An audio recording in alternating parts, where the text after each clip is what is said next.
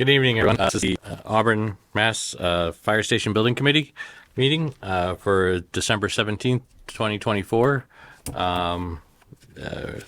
This is being recorded and broadcast on local television. I ask if anybody else is recording, and see none. That's good.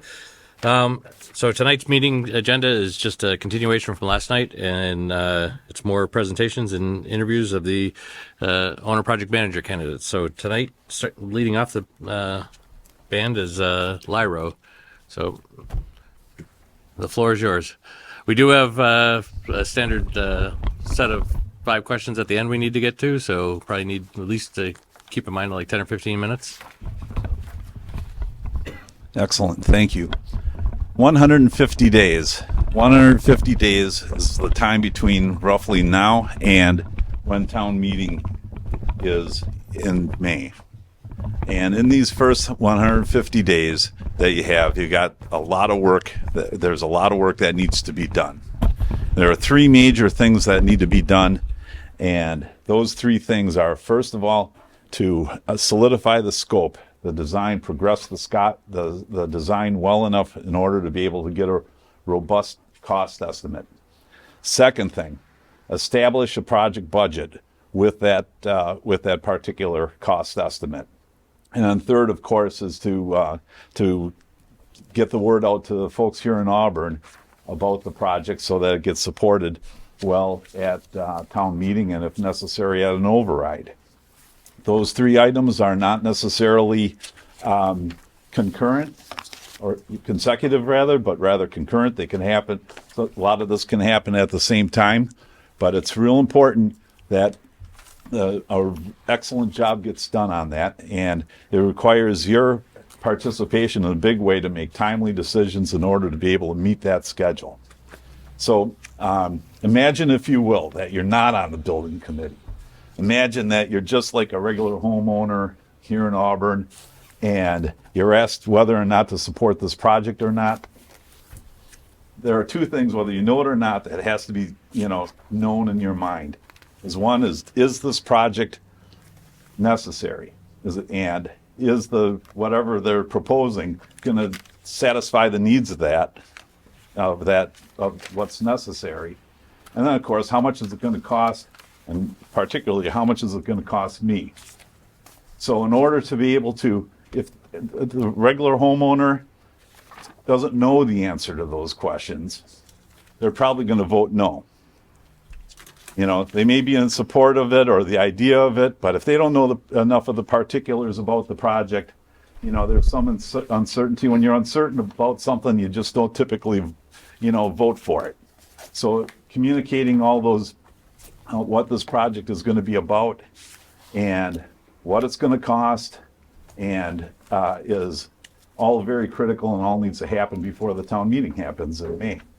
So we've devised, we've got like a roadmap for that period of time, and I'm going to ask my colleague Marty Goulet here.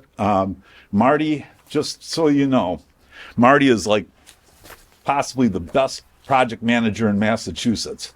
And how do I know this?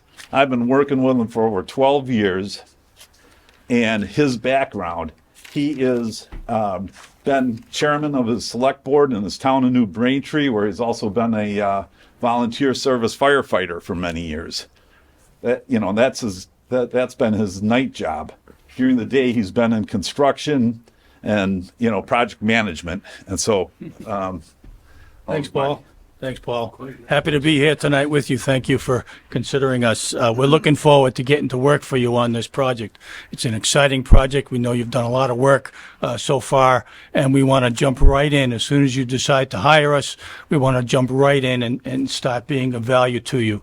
And the way we're going to do that is, as Paul said, we have 150 days to get the yes at town meeting and the debt exclusion vote. And the way we do that is we start immediately with a design review of where you are today and examine how you got to the design, the schematic design you're at today, and the steps the architect has taken. And the way we'll do that is we'll request a meeting with the designer. We'll get copies of all the current design documents, and we'll immediately begin a review of the design, how you got there, what's in the documents, and begin to create a list of value-added suggestions that we might incorporate into the drawings. So whether that be value engineering that saves you money, or value engineering that adds value, that you might decide you want to add this feature, and then we need to find room in the budget for it. We need a couple of weeks at the most to evaluate the drawings, and then we want to get the drawings, our suggestions to you and the designer. You decide what you want to incorporate into the final schematic, and we want to get that in the hands of our estimator. With that, and in a very short period of time, PM&C, our estimator, should give us what this project that we've decided is the final schematic design should cost you. And once we have that information, you'll need to give us one of two pieces of direction. You'll either say to us, that number is exactly where we want to be, let's go forward with the final design, or you'll say, we can't afford that number, we need to sharpen our pencils, or some gray area in between.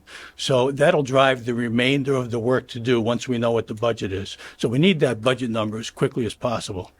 And then while the PM&C is working on that estimate, we want to continue our review of the design and look for opportunities to save value, to improve the quality of the documents, and to understand the operation of the fire station as designed. We take that time, opportunity to meet with other stakeholders, because we want to get early buy-in from other boards and committees to make sure that they don't have any requirements that haven't been discussed yet that might impact the scope of work or the cost. So we'll meet with Concom, Planning Board, Highway Department, so on and so forth, and get their understanding of the process of the project as it is currently in design. And we want to be able to show the community that we've done the work to show that this building is needed and it's the right design. We have an understanding that there's a cost to the town of Auburn to do nothing. There's a dollar value to do nothing, and we don't want to be there. So in a project I was involved in Orange, a large school project, there was a lot of opposition to the school because it was such a high dollar value for a town like Orange. And we spent a lot of time working with the other boards and committees and the town, examining the cost of doing nothing. If you don't move forward with your project, you still have to make improvements to the current fire station. You have to change the roof eventually. You have to change the heating system eventually. You may have to put in an addition on to cover an immediate need. And there's a cost associated with all those things. So we clearly show that the value of doing nothing is not far away from the value of building a new station. And the best value is a brand new station that'll adequately serve your needs for the decades to come. So that's where we want to get. We want to get to yes with that information. Yes to that. We want to get to yes to this. And, we've already looked at the design and we already have suggestions about this, that, and the other thing, because that's what we do. That's the way we think.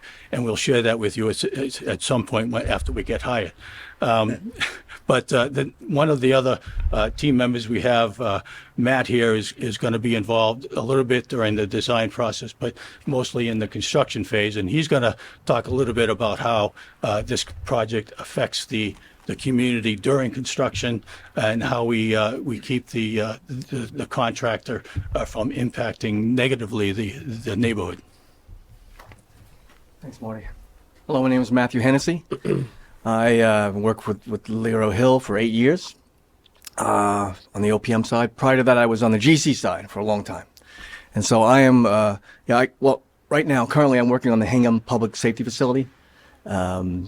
And prior to that, I worked at the MIT DOT, Department of Transportation headquarters in Cambridge as a quality control project manager. So I am your site guy. That's what I am. I know the physical world. I know the site. And so, you know, I've been looking at this, and so my 150 the 150 days, my work on this is less than the others, but this is something I look at. So, we look at this. This is what we have right now. There are two logistical plans that we have to come up with right away, for our own understanding. The first is the relationship with the site to the roads and the traffic lights that you have. And so what will you need? How will the Mass DOT be involved, be impacted? This is critical, obviously, for a police station. I have that right now going on in Hingham, which you have a choice to make it a part of this project or a separate project. These are kind of things that have to be discussed. What are the pros and the cons to making it part of this project or making it to the a separate project? So that's going to be worked out or discussed. John and Marty will be taking care of that. But my point is that when I look at this, I'm thinking like how a GC thinks and how I think and what I think. How would I make this the safest site? The least impactful to the community, right? Like obviously 12 and 20 you can't approach from there, right? That makes sense. So like we're thinking about Prospect, right? The drive over here we're unsure of yet, but Prospect we know is a real feasible way to approach the job. So this is the stuff that we're thinking about.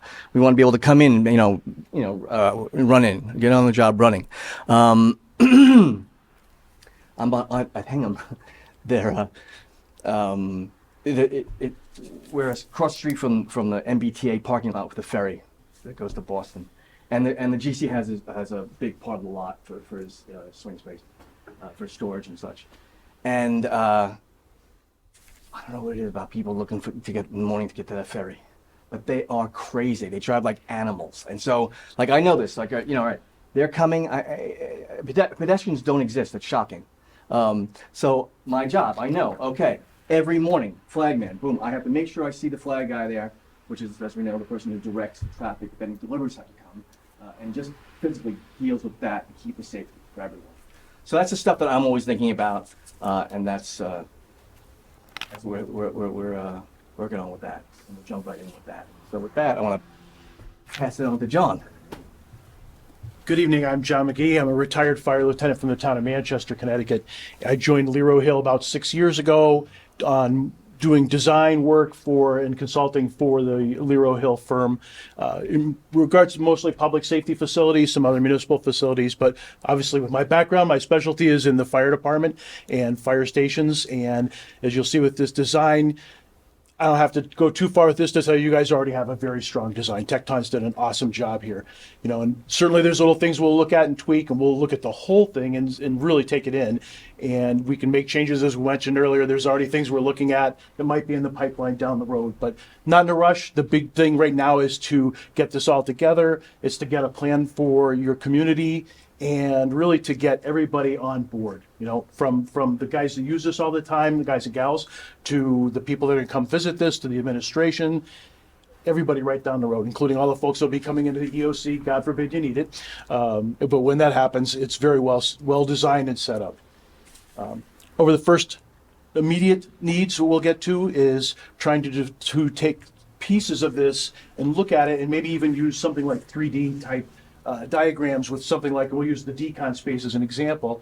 In your whole process of decontamination as a firefighter, when you come back from a call, the importance of it, use 3D to show that. So kind of like pull it out and really show that and kind of step through it. You can use colors. We can use the hot, warm, cold zone type coloring, which is, obviously red, yellow, and green, and place that within the building. So you really get an idea. Everyone gets an idea. The folks on the committee, the people that we're trying to get this on board, get that to buy into, looking at this and saying, hey, this is a great facility. It's worth spending the money and putting the effort and the time into this because it protects our firefighters. Everybody knows if your firefighters are safe, the community's going to be safe. So first and foremost with me is health and safety and wellness. That's something I did a lot of during my career, working on committees with that. Worked on labor management committees to try and when we did renovations in Manchester, to try and help pull everything together, all the different pieces, and again, try and get the community support for that. One of the next things I can talk about is we can talk about the engagements and public support. It's so important to build these relationships with your community. I'm not saying you don't have them. I'm just saying we're going to take it and build it that much stronger. We want to get the key stakeholders involved. And first and foremost, we want to sit down with the committee as a whole once we're on and try and get everybody's opinions, thoughts, what the direction should be, what you feel it is, what the support is in the community, maybe where it's lacking. And then we can go from there. We can address those concerns, questions, thoughts, develop a clear and concise message. It'll be huge to get a strategic plan put in place that we can use with everybody to try and kind of focus our message, get the same message and get it out there to everybody. Developing the strong advocacy network and through various committees. I think it'll be important to get out to everybody in the community, get to the seniors, get to your schools, get to your civic associations and groups, Boy Scouts, Girl Scouts, anything we can do. We really need to get out there and try and sell this to people. And I don't think it'll be a hard sell. I really don't. I mean, you guys all know your community better than I do, but I know that the fire department is key when you do, particularly when you're fire rescuing EMS, all hazards, it's something that your community buys into. So utilizing a variety of communication channels, we can look at your local newspaper, obviously the cable access, various posters, signs, handouts, flyers, things through the schools, things through your water and or sewer departments. I know there are several water divisions, but as much as we can get them to buy into helping us and we can work with them. And then to set up tours of the existing fire stations. It'll be key for folks to see the condition of the existing fire stations. I'm not saying you guys probably don't already have an open house every year, but this is going to be something that's on this timeline, which we all know is pretty short, and get those looked at, get people in. Again, it's all part of the buy-in process to get them to understand why it's so important to build a new fire station. You have a fantastic location.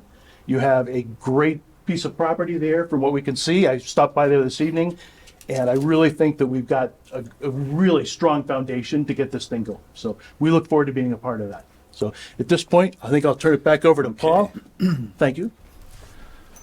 Just in closing, 150 days. There's a lot to do. We've offered a bit of a roadmap that's on the leave behind that we showed initially of the things that need to be accomplished. And what's really important is participation by your committee to make important decisions. But what's really important is having a project management firm that informs you properly with the pros and cons of the various things so that you can make those informed decisions. And that's what our specialty is. We would be like your highly experienced and trained fellow members to just run through all this stuff and present all of the information that you need in order to be able to make these decisions on time and on target. So, and getting the word out as John was talking about, and we talked about earlier, is really critical. Yogi Berra once said that if people don't want to come to the ballpark, you can't stop them. And it's going to be really important that you get people to go to town meeting and go to an override vote if necessary in order to support the station. And with that, we respectfully request that you hire us for this project. Well, this is what we love to do, and we are ready to start immediately. Thank you very much. Okay. Thank you. So we do have a set of five questions that we're asking everybody, and I will start with number one, which is, what do you see as the largest challenge this project faces? The largest challenge to this project is time. Time is the largest challenge. Being able to accomplish all of these different activities, like I said, establishing the scope of the project in order to be able to get a very accurate cost estimate, which of course is key in developing an all-inclusive project budget. So you know what the cost of the project is going to be. That has to take place, and that has to take place almost immediately so that the message can get out, to the leading edge, which is going to be your land use boards and so forth around town. So they need to know all of this information before it gets around elsewhere. And working on that and immediately addressing that is is key, and we just need to start like right away. Okay. Number two, what is your plan to support the town vote, and how does that timeline compare to projects you have worked on recently? I think I'll jump on that, Paul. Yeah, thank you. Other projects, we've got I should get over here closer to the mic. The other projects that have moved along have been because, again, we've been very good about developing a strategic plan, holding to that plan, making sure that everybody knows that plan and keeping it going. Okay, that's really important. It's key, is getting all that buy-in, but keeping the momentum going. In some ways, that might be a benefit of the short timeline because we can keep things going so rapidly in that time frame and really be aggressive about how we pursue this. So that's pretty much where we're at. We're going after it with every piece we can, using that plan, getting everybody on board, getting together with town departments, committees, everybody we can to get this all together and to get everybody to understand our plan, because you want everybody on the same page.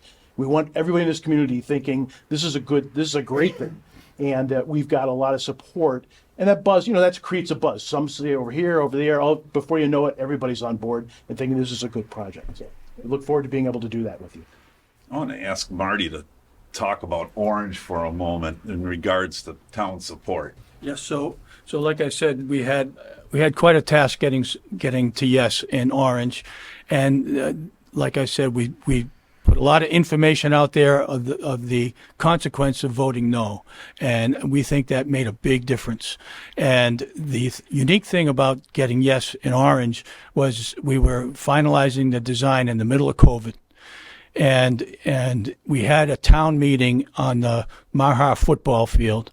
Everybody's sitting on the Marha football field in the middle of COVID, and we explained all of the work we were going to do, and we got to the point where they called the vote, and we saw over 300 people stand up and say yes to their project, and only 6 people said no. And that was an amazing moment to be able to do that in the town of Orange, and to know at that point that they were going to proceed with their new school, and they were going to get a new school, and they have a beautiful new school now, and they're really pleased with it. So the value of getting the positive information out there can't be understated, and we work really hard at doing that. Okay. Number 3, how do you effectively manage communication and expectations with diverse stakeholders, including contractors, designers, and internal decision makers? So, there's a lot of meetings that go into planning any major construction project, and our meetings all have an agenda. The agenda contains a list of agenda items. What is the desired outcome? Who are the stakeholders that need to be at the meeting? And then we cover those items and we talk about them until we get to some kind of action item or resolution, and we record that. And then if we need to meet again, we clearly state when we need to meet, who we need to meet with, and what are the topics that need to be discussed, and what are the decisions that need to be made, and how do we get to those decisions. So we don't just meet willy-nilly. It's an organized approach to be sure that we get the right people in the right room at the right time, and followed up by another meeting with another group of people to be sure that we get the answers that we need. And then during the construction project, when we're going forward on a regular basis, we're going to report to you on a regular basis with daily reports, weekly reports, monthly reports, as you may require. We'll be very open and transparent about the change order process. We understand how to manage that 100%. We'll share that information with you, get your feedback on where the finances are on the project on a regular basis, so you know that we are in control with the budget. And lastly, communicating with the contractor to hold their feet to the fire to make sure they stay on schedule, they stay on budget, they give us the right manpower, they give us the right material, and they do everything that we need them to do to give us the best project. You're going right away, and we're all waiting. Yeah, I'm going to be on the project from day one to the very end. I'll be your day-to-day contact. Guess we forgot to say that. Okay. Number 4, explain your process for quality control and inspections to ensure project deliverables meet the owner's expectations and specifications. Okay. the first thing is to learn the specs and the drawings better than the architect, right? So, as a site person, that's my battle. I learn them, and then I walk the site every day. I walk it with the site supervisor, and if we have any issues, we try to work it out there. If we don't get resolved there, we bring it to the engineers and the inspectors, the architect, and then we resolve it there. The whole point I'm trying to make with that is that we don't want it to go on. We're right here in the room right now. Let's resolve it now. I found that always works the best. Not like, oh, I'll get back to you, this and that. No, we put the pressure on to get the answer now. So that's how I resolve it with the site super and the architect. We also have our testing agents. As you all know, there are many aspects to the engineering of a building that has to be inspected by a third party, not related to anyone else. And so I'm in daily communication with them. When coming to do a rebar, concrete, whatever it is, I'm there and I'm talking to them about it and making sure they're happy. Because if I don't get their sign off, nothing. They sign off for the engineer, right? So there's that. And then also, depending on the town, the building department is a big part of the process, right? I really appreciate the building department. I work with them. I really like working with them. They're usually really knowledgeable, and they're signing off on it. It's up to them. So I use it as a great resource. But I walk the site daily. I'm on the site. That's the job. That's my job. I'm on the site all day looking at this stuff, paying attention to it. I answered it. Okay. Number 5, what type of grants or other funding sources have you been able to secure for a project to offset the cost of a project?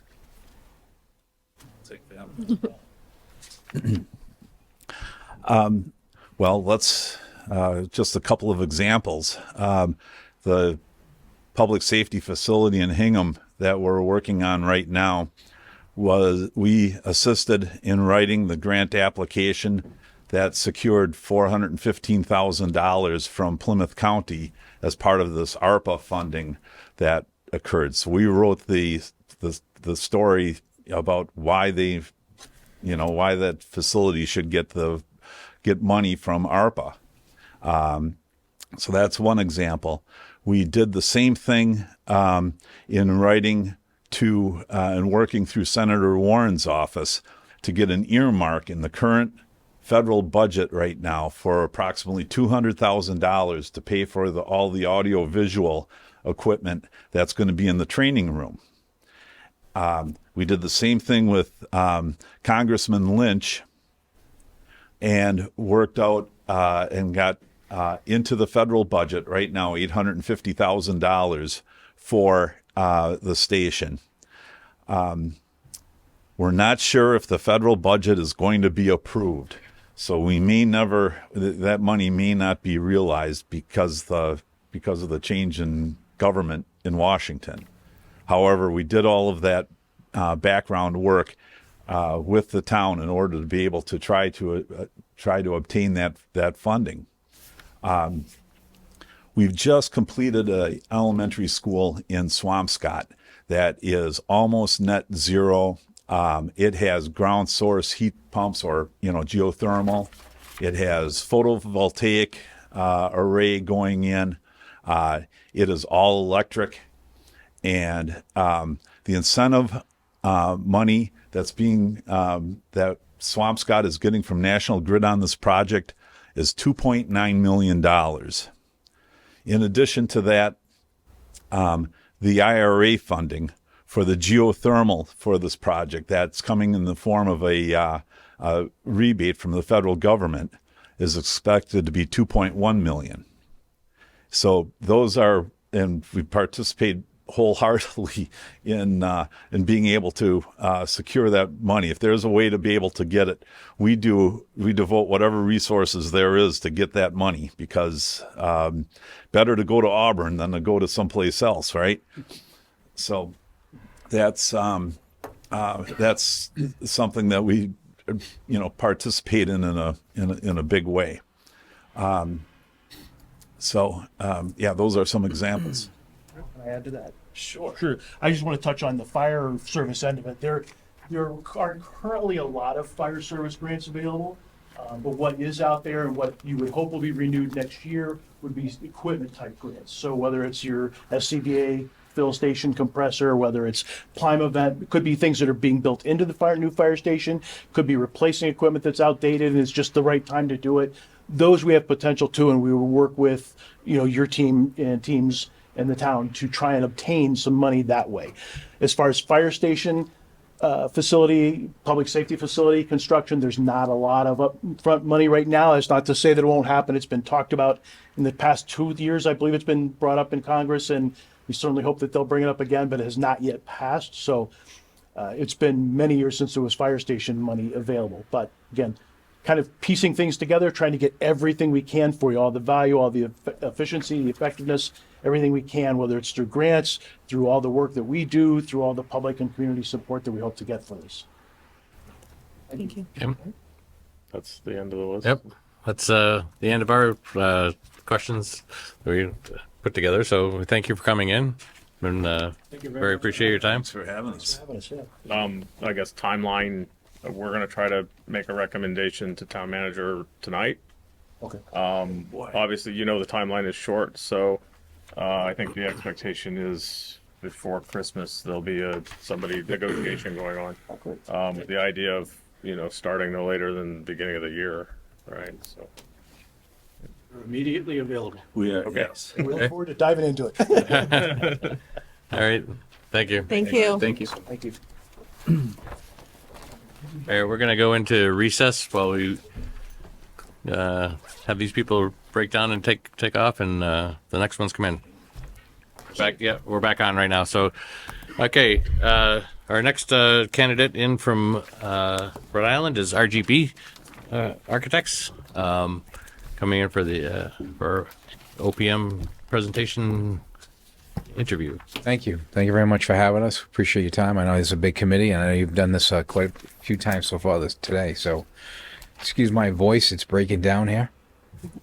So, we'll talk a little bit about tonight about the project that your architect has started, and the process that you're going to be in, and the importance of having an OPM, and why we're better suited for that position than the other OPMs that you've interviewed. Off the bat, we are architects for interior designs and OPMs, all three. So, we've actually gone against them, won some, lost some. So we know about them. We know people that work there. We can work alongside them pretty easy. We know what they're thinking as architects. We've done police stations and fire stations in our Rolodex of projects in our 78-year history. I think we're pretty good suited and well suited to do this work. So tonight I have with me John Racine. He leads our OPM division, and I have Monica Hanley next to him. She's our interior designer. And why Monica is here is because she looks at all materials as well, for cost, for scheduling. We're doing a project right now up in LiUNA, for LiUNA in Hopkinton, Mass. It's about $75 million. And we're doing the FF&E package as well, which is a huge component of it. And lead times and the right materials and the right furniture is important to push along. It can ruin the whole schedule. The building's done and you can't have any desks or furniture to go in it. Spoils it a little bit. But anyway, without further ado, I know we have 20 minutes. So we'll talk a little bit about us, our experience, your project, some of the objectives, our OPM process, and then why our team. I just introduced us, so we're made up, John and I are the project executives. I'm a project managing principal rather than CEO. John is also a principal, and he's also a project manager and leads, like I said, that division. He works alongside these four individuals, both with anywhere from 15 years experience to 45 years experience. Our history go back to 1946. We've been doing owner's rep work, as they say before, was cool, back in the 1970s, when they called it owner's rep, back when we had clerk of the works. We call it extended CA now. So we still do some of that work as architects, and we extend it back to extended CA as well. Sustainability-wise, we're on top of the sustainabilities. We were the second one in New England to design a LEED type facility, and net zero type facility. We were the second in New England as well to do that one. That was Newport. Some of the markets we work in is a broad range of markets. And and that gives us the ability to understand the types of construction and the issues. We have different groups, and those groups assist with John and his team back and forth, either in design reviews, cost estimates, or scheduling. Go ahead, John. Yep.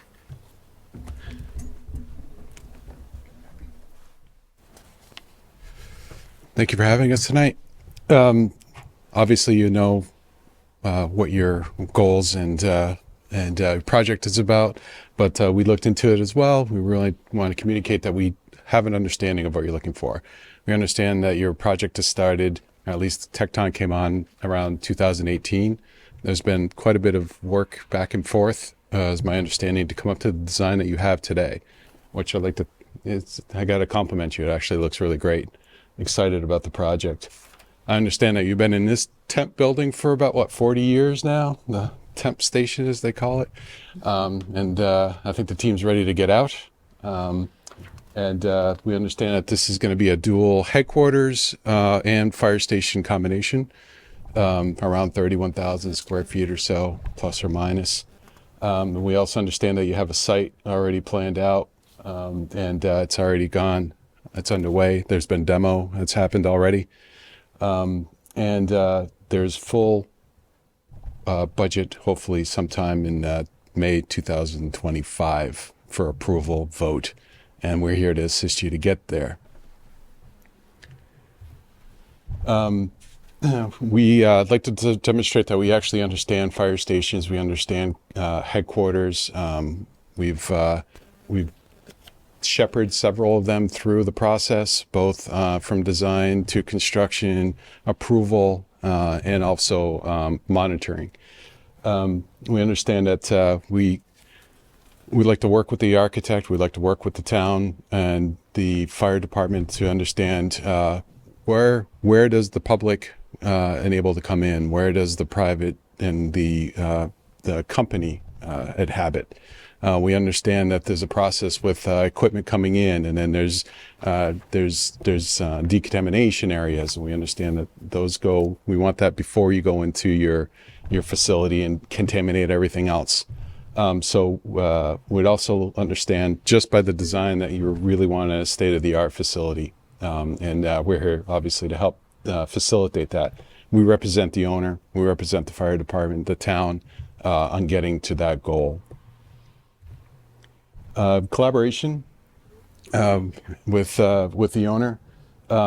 It's important to understand that we work directly for you. There's no consideration. Well, I can't say consideration, but there's no integration between the contractor, or there's no conflict between the architect and the OPM, or the contractor and the OPM. Our first job, obviously, is to protect the town and to protect the fire department and to make sure that these teams provide you what you're looking for. And in doing that, we need a complete understanding of the project, which we will work with the town and the department to get that, to do that. We'll go over the studies and the schematic design is already done with your team, the fire department, as well as Tecton, and get an understanding how did you get there from here, essentially. Once that's established, we want to make sure that the objectives are achieved.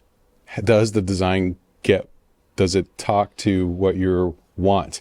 Does it give you that 75-year building that you're looking for? I know that was part of your proposal, or what you're looking for. For us, the schedule is extremely important. So we'll develop a master schedule from start to finish. You're already ahead of the game by bringing on a design team, already ahead of the game by having a schematic design in place. So we'll shepherd you through the design development, CDs, and then put this out to bid for contractor. We'll talk about delivery methods and things of that nature. Is it design bid build? Is it a CM delivery? All those, there's pros and cons of each. And as we understand more about the project, we can steer the project in that direction. Budget is extremely important, obviously, as part of our process, and you'll see this as we go through, is that we provide a budget for the entire project. That would include our fees, for example. That would include the design fees, permitting fees, if there are any, anything through DEP or EPA and Mass, any advertising fees, insurance, all that is come together. FF&E items, they come together in the overall budget, and we'll track that throughout the process, throughout each phase of the project, to see how it's tracking. Are there a lot of change requests from the design team? There are a lot of claims and change requests during construction. What's causing these things? And we work with both the design team and the contractor to mitigate those and to reduce those. And then outreach in town. Obviously, this is a vote. We want approval. I think if anyone comes to this facility, as good as it is, I think they would understand that it might be time for a new one, right? So we'd encourage that, and we'd like to help the town communicate to the rest of the town and get full support for this project. That's obviously, we can assist in doing that. Next one is a collaboration with the design team. So establish effective communication. So first off, you've already had an architect on board. They've already established a relationship with you. Now you're asking the OPM to come back in. So how do we bring out that communication into that whole triangle of services? We have the owner, the OPM, and the architect. So we'd sit down and go through a couple of meetings, some agendas, some of the milestones, some of the setbacks in the project. If you do something from 2018 till now, that 6-year period, how much of the budget has changed, the differential in the budget, how have you made those provisions, any other examples of things you can do? Can you do a pad ready site? Put it on pad ready, which means you put it in advance of the design. So you do all the site work first, know where all the bodies are, so to speak, and it limits your change orders. Once those are done, then you can then focus on the building and get better participation from contractors that normally wouldn't go ahead and bid out. So by separating it out, you can actually understand it better, your budget and your budget issues. I'm sure in 2018 when they established the budget, it was very different than it was even today. And how do you deal with that? So we've done several of these things where the budgets have been slammed. The latest one we did was an aviation center for the National Guard for $40 million. They came back and I thought it was $500 a foot. Came out to $800 a foot. So in that case, the federal government, who prints money, came back with another $10 million to substitute that. But that only happens after about a year. So now you got to deal with the inflation and then the difference in cost. So we look at your schedule, understand your schedule. We maintain the owner's construction budget. And then we meet with the budget and time schedule to put a new Gantt chart together to establish what are your milestones in order to make that happen. You're up, Sean. Collaboration with the contractor. Obviously, we'll assist the town into bringing on the contractor. This definitely qualifies for Chapter 149 from Mass Bid Laws. We're extremely familiar with that. We can assist the architect in developing their package to provide that. We also will review and do peer reviews, both for both the specs as well as the drawings, to make sure that it does coordinate with Chapter 149, make sure that it does meet your expectations. But bringing on the contractor, we'll want to, once that contractor is on board, we'll want to really establish clear communication. It's like we have a 13-member board. We'll establish, does everyone want to be copied on everything? Are there many, their selected portions or board members that are focused on certain areas?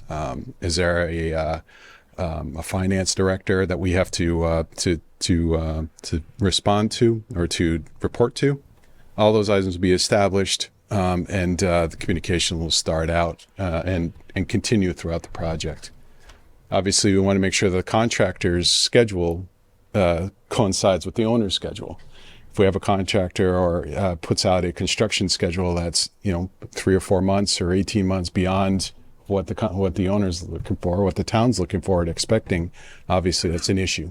So we'll assist in hatching that out.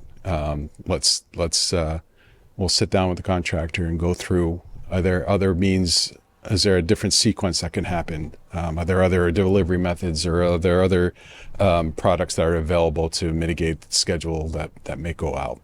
So, and also we'll maintain the entire, the project budget throughout the entire project. We want to make sure that we stay within the guidelines, so we want to make sure we stay within the budget and understand if there's any contingency. How do we manage the contingency if there's anything left at the end? Is there something that we can do that can increase that contingency? Are there cost savings as construction goes on? Those items always come up, and we'd love to communicate those to the board and get direction on how you want to proceed. So next, project administration. So project administration, our job is, you have, I believe there's 13 of you right now, right? 3, 4, 5, 6, 7, 8, 9, 12? You can imagine you have 12 different directions, 12 different opinions. Your meetings can be long, misinformation, misdirection, because one wanted one wanted the other. So part of our job is to mediate that, to come up with a solution and spearhead that, and that gets back to the design professionals. They can follow that through. So some of the project administration has to do with those developing those communication plan, developing a communication triangle, if you will, of how that communication deciphers down to the rest of the team. Now, that doesn't mean that every one of you people aren't important or have a say. It's how it's organized so that they get clear direction. If they don't get clear direction, the end result is money. If they put the wrong design together, if the contractors do it in a different way, they start change ordering you, it can get spin out of control real fast. So part of our job is to develop a project communication tree for that. Next one is to maintain comprehensive project records. So project records these days, we use different databases, Procore or whatnot, that'll use those databases, or even ShareFile. Whatever the database that you all have, or what the architect has, and ultimately what the construction guy or construction partners have during that process. We would organize the photo log and document all the management systems. So in other words, when you go onto a website, on that website, you'd have all the information that we put together. We would generate a website. We would formulate the website so that each and every one of you could approach that website and find the latest information coming. We'd set milestone meetings. Those meetings and milestone meetings, is, you can imagine 12 people have 12 different schedules. To have the same date for different meetings, we'd set those in advance and set a Gantt chart schedule for that. We'd set the advise the city of project administration matters, any issues that happen during construction, change orders, delay in construction, unforeseen conditions. We'd attend all the owner contractor meetings with the builders. We'd record all the meeting minutes, document the meeting minutes, and distribute it back to everyone here. And we prepare, submit comprehensive monthly project reports. And in those project reports, we'd have an estimate of where you are with your dollars versus how much dollars have been spent, versus how much dollars are yet to spend, and how many dollars are on change orders, and how many dollars to complete. And that finalizes the project closeout activities as I'm running out of my breath. Go ahead. Cost management. Obviously, cost management is critical. We do maintain the overall budget. We monitor the budget, as we mentioned before. We do this on a regular basis. So as part of our, as David alluded to, as part of our monthly report, we're going to have the documentation on what has been spent so far, who's spent it, and if there are any changes. Was it approved? Was it not approved? And what are the reasons why? It's critical that we monitor that as a go. It's always an easy change if a change order comes up at the beginning of the project. The pockets are flush, and it's easy to approve. But we really want to monitor that. We really want to see that, and really take note of it as things go on, because things change very quickly during construction. It could be flush one week, and then the next week, oh my God, we are in a deficit. So obviously we don't want that to happen, and we're not going to let it happen. So we monitor that closely.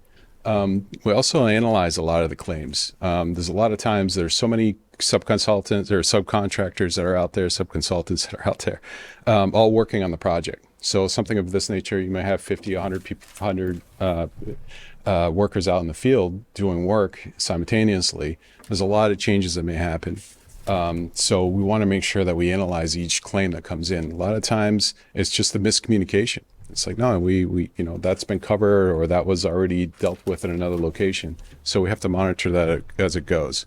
It'll be open for your viewing and for your use as time progresses, as the project moves forward. This is an example of one of the sheets that we use.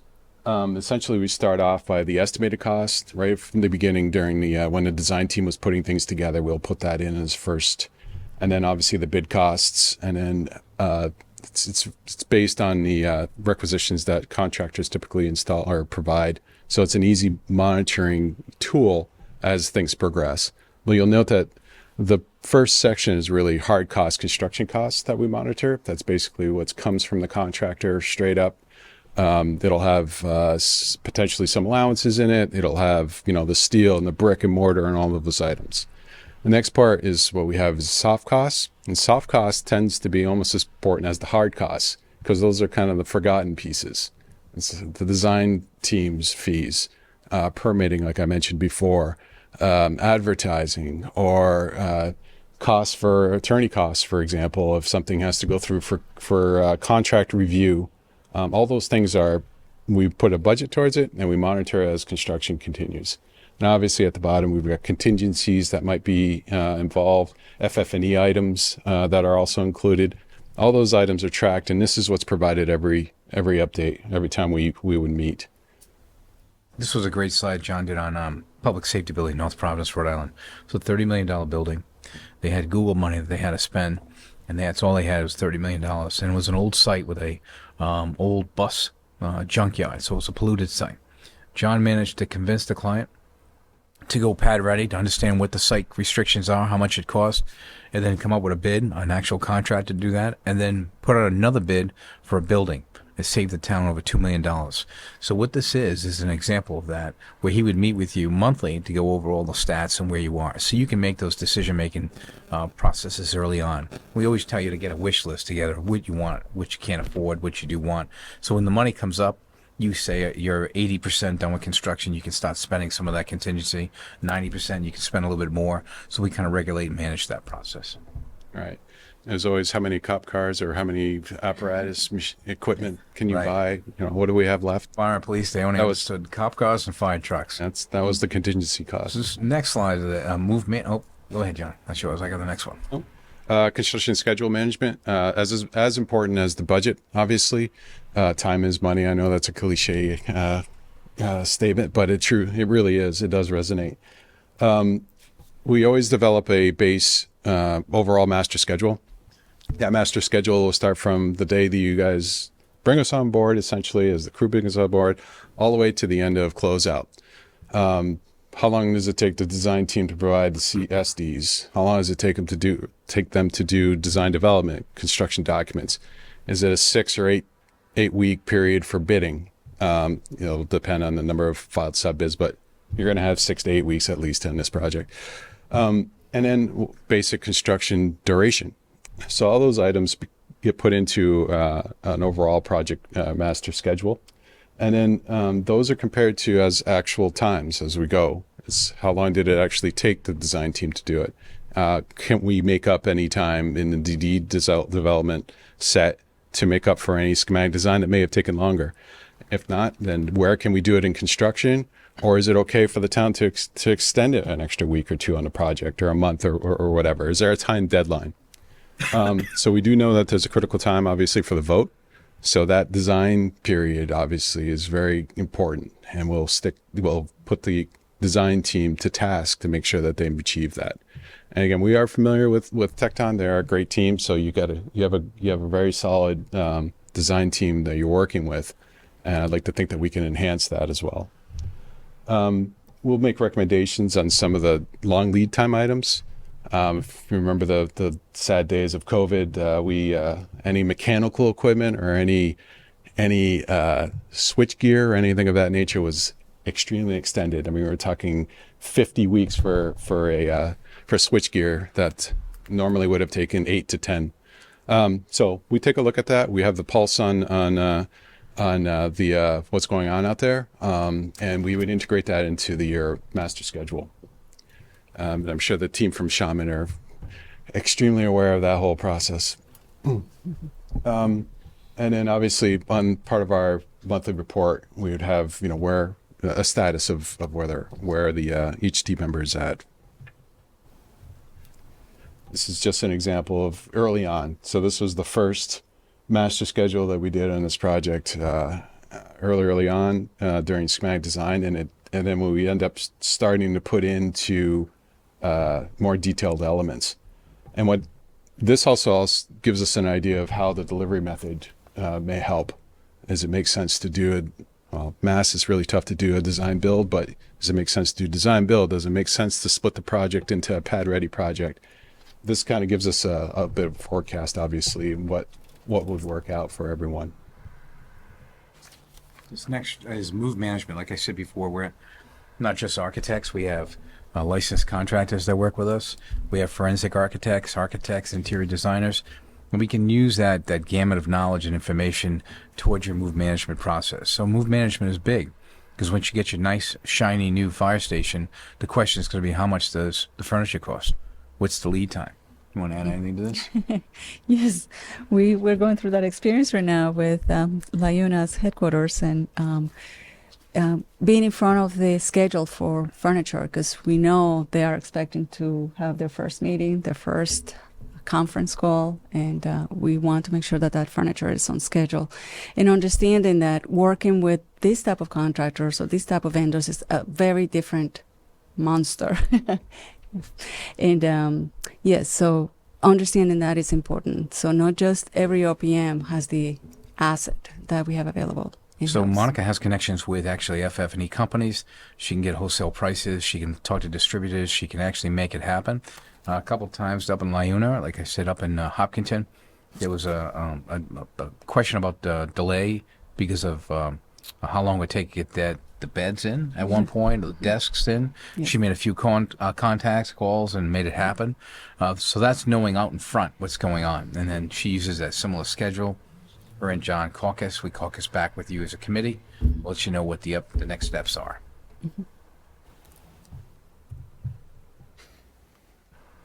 So why RGB, Dave? Okay. So we're locally recognized experts in what we do. Fire stations, we do a lot of them. But we also, like I said, have in-house different expertises, and we work around. So we're not a bunch of builders that are making that next step to become OPMs. We're all licensed professionals. We're also builders, and we talk and we communicate with each other. And that brings a special type of team that we've been committed to. A couple of projects I want to bring to light is the Keystone Education Collaborative that John's working on right now. He came in at a late time. The owner had a really horrible budget. They had an architect on board. The architect couldn't get a structural engineer, couldn't get motivated to go. I'm happy to say the whole project's underway. It's almost complete. They got a builder now on board and doing construction, right? We did, yeah. So John and his team recognized what the deficits were in the team that they had and built a team around that. He actually wrote some of the specifications, got some of the engineers or the architects in play, a spec writer I believe you hired. So we know those kind of contacts. So if that's what you're lacking or if that's what becomes a condition of your schedule, then we'll plug that hole. We do it a collaborative approach. Again, we use you as a committee. We also use the architect and also the builder. We associate with different and various builders. We probably have more projects in our office, design build, from relationships we have with builders. They like working with us. Our drawings and documents are friendly. We know how construction works. We know that it's not always as perfect as the drawing will say it is, and you work with the builder and the subcontractors to assure that happens. And expertise in fire administration, we've just done one, and we hopefully have another one that's locked up in one socket. And we look forward to working with you guys on this job. That's it. I think that's it. Okay, thank you. It's about We do have, 22 minutes. Sorry about that. We do have a set of 5 questions we're asking everybody. It's just to keep everything on a level playing field and open and transparent. But so we'll get into that right now. What do you see as the largest challenge this project faces? The largest challenge. Challenge, yeah. I think getting, from my perspective, I think the architect you have is fine. I think the environment for bidding is going to be terrific for construction. You won't have any issues finding bidders. You'll have plenty of those. I'm not sure what the town's appetite is for the fire department. I'm hoping that it's positive. That may be the toughest piece, considering you guys have been here for this long and it was temporary. But if there's support from the town, I don't see much for holding you back. I mean, you're ahead of the game. You've got your design team already set. You've got your property already set. You've already done demo. I mean, you're miles ahead of most other entities. I would fill in and say I believe your biggest challenge is you've been here since 2018. And let's think back. What's the same thing that it was in 2018 that it is today, 6 years later? Nothing. We don't function the same. We don't live the same. We don't think the same. A lot of things have changed in the last 6 years. In 2018, the cost of construction for this type of facility was $225 to $275 a foot. Now they're ranging from $700 to $900, depending on what the use is on the inside.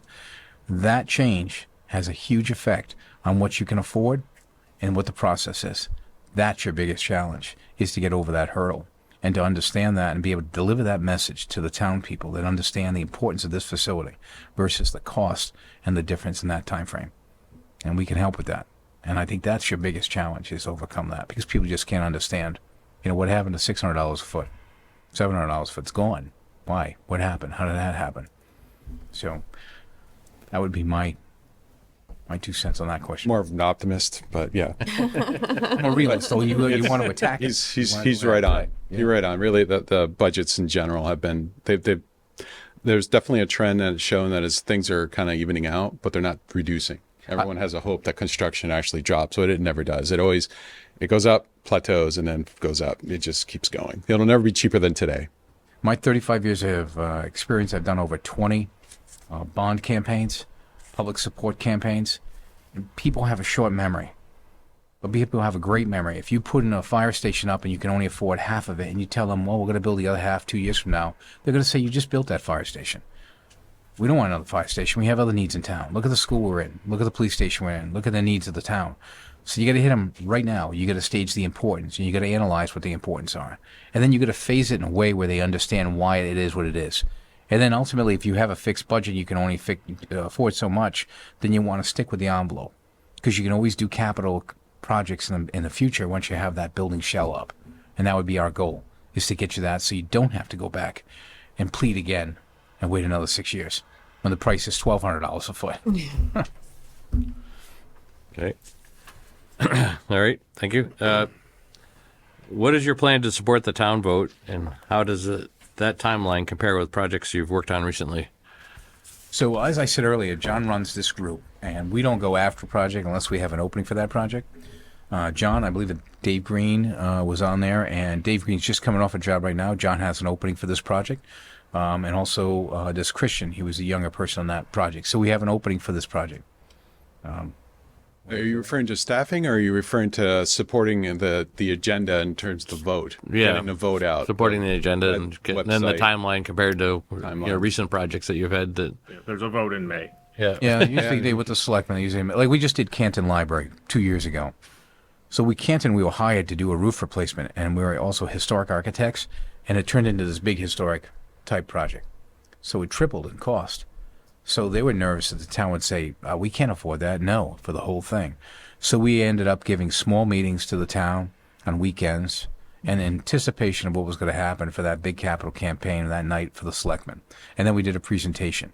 And then like Donahue, I don't know if some of you young guys probably don't know who Donahue is, we went around with a mic around the area and let the people ask questions, let it vet out of them, and then we answer the questions similar to they are tonight.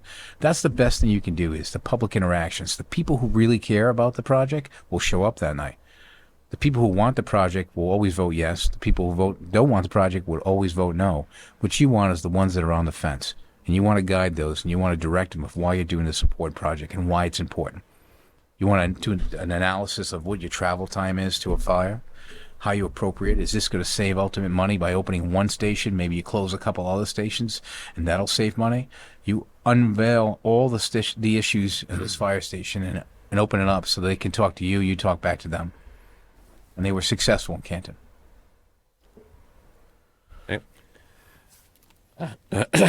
How do you effectively manage communication and expectations with diverse stakeholders, including contractors, designers, and internal decision makers? I think You do a good job of that. Oh yeah, open communication for us is key. So we find, as I was mentioning earlier, if there's a subcommittee or something of that nature, we want to identify that earlier as possible, and then it's direct day-to-day communications. Especially any major contractor or any major project, you're speaking to the project manager, the assistant project manager, the super on a daily basis. We would assign, which a lot of times tends to be me. We assign a devoted one person or two person to that project, depending on the size, or three, or whatever is necessary. But there's always a point person from RGB that obviously answers the questions, answers the phone, prods things along. We always find that obviously if we jump on the issue right away, try to resolve it as quickly as possible through communication, then things don't slow down and bog the project down. Once the project starts bogging down, then prices rise, and it's just not as, it's like anything else. You want it to keep moving smoothly. I could say something that in Massachusetts you have file subbid, which is actually a deterrent. File subbid means that you could theoretically get a contractor who's on board with a sub that he's never worked with. You could have multiple subs. They're married together. So just think about that. We all get in this room. You guys all know each other. You don't know us. Now we're going to go off and build a shed. We don't even know you. We don't know your capabilities. You don't know our capabilities. And that's the way you start in Massachusetts. So we look at the commonalities, and they all have commonalities. We all do. They're businessmen, businesswomen. They're builders. They want to get the thing done. Time is money, as John alluded to before. And we separate those two and put the commonalities together, and we communicate with them effectively. So everyone's on board at the same time. I've done a lot of school projects where they had to get in on time. I've done IPD projects where everyone's on board, everyone shares the interest at the end. But there's one commonality of all those projects, and it's communication, effective communication. So, no joking, I was going to buy John one of those headsets that Dunkin' Donuts has, because he's always in the office, and he's always on that phone, because he's the great communicator. He gets along with everyone. We bring him out to a meeting, they all love him, he gets along with people. That's one of his gifts, and he would do that for you guys as well. In terms of thanks, Dave. In terms of You're getting that for Christmas, Joe. that's all I need. Yeah, I need more communication devices.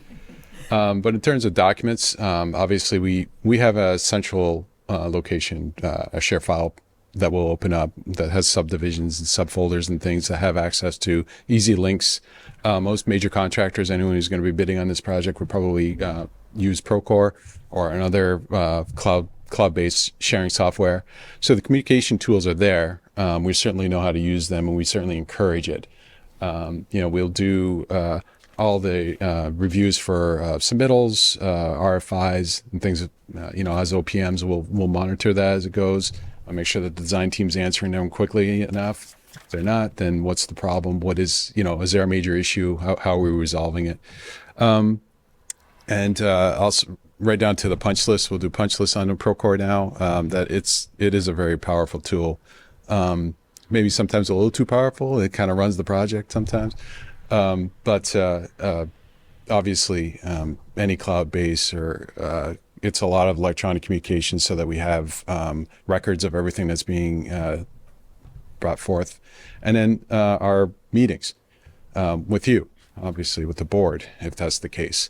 Updates. You can do weekly updates. You can do bi-weekly updates.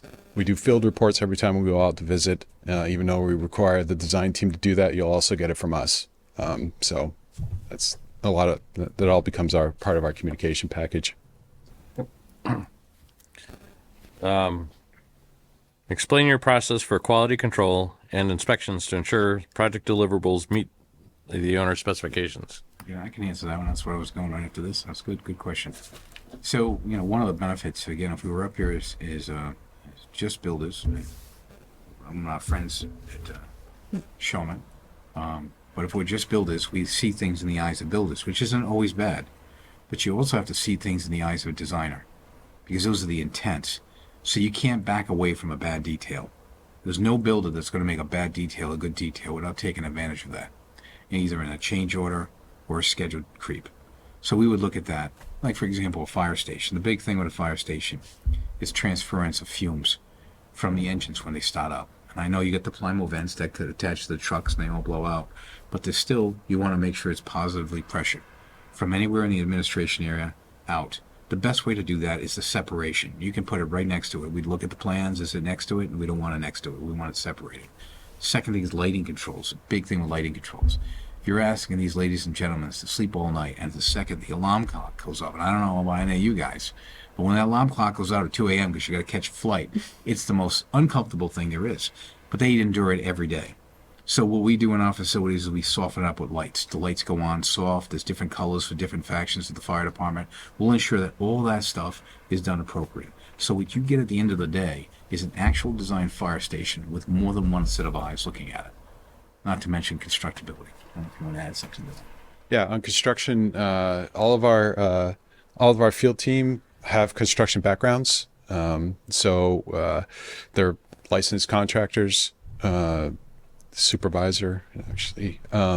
So they monitor construction. I go out in the field as well, look at it for design and as well as construction levels. We always have our drawings, obviously the design team's drawings and the spec.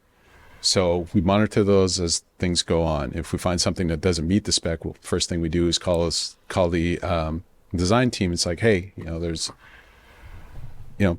we've got a slip here that says 4,000 psi, and it's supposed to be 5,000 psi concrete. Not that you have it, but is that okay with you? Is that going to happen? We're not going to let them put it down unless it's okay. So things of that nature come up a lot. Air entrainment and concrete is always something that gets lost.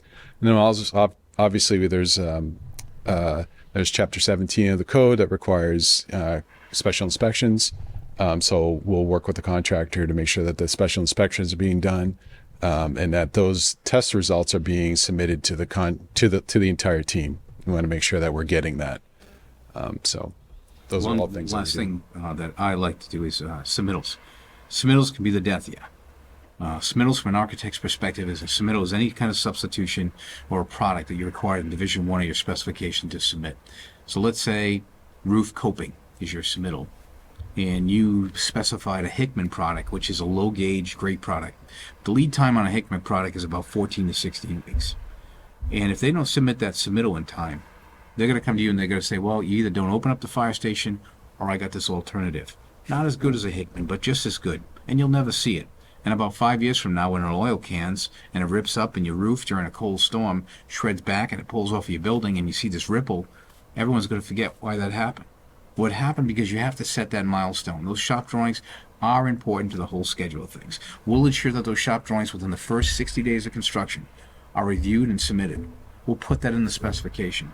Any substitutions after that day will not be allowed unless you have the original spec. You don't even have to submit a shop drawing. So there's a benefit for the subcontractors because that costs money for them.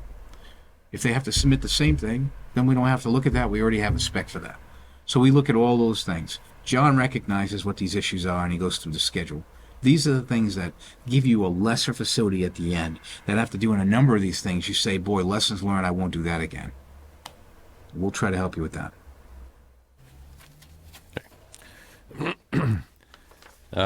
What types of grants or other funding sources have you been able to secure for a project to help offset costs for the project? So I know you're going to talk about the FDA. I got 1, 2, 3 going on right now.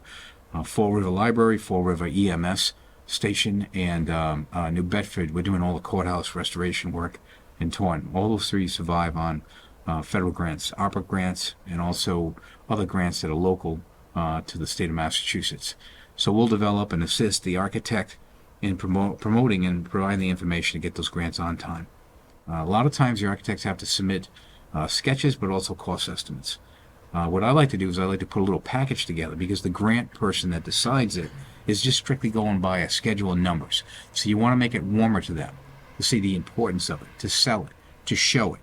And we've been pretty successful. We've gotten all the grants for the EMS, we've gotten all the grants for the library in Fall River, and we just got approved for another grant. If anyone knows Taunton Courthouse, it's a courthouse that had nothing done to it for 165 years. And it's 6 stories tall, and all the mortar was taken out of it just over time. So it was just held there by gravity. So we've been taking it apart little by little and building it back, and there's nothing holding the thing together. And it's a beautiful building. Very beautiful. Gorgeous. And the people were, resistant on the commission to put the money because they couldn't see the problem. It wasn't until we showed them the video and I brought them up there with the staging did they get frightened. One of those pounds of granite is 8,500 pounds. If it falls from 6 stories, it'll penetrate any roof system. And it'll kill people. We're in court. So I know you probably have attorneys you'd like to put in a courtroom and kill them, right? But it's still a courtroom. So that's the biggest push of right now is doing that. So we've assisted just recently those 3 grants and been successful in it. All right. That takes us through our 5 basic questions. So My questions. Do you have any information on the FDA when you worked for the USDA?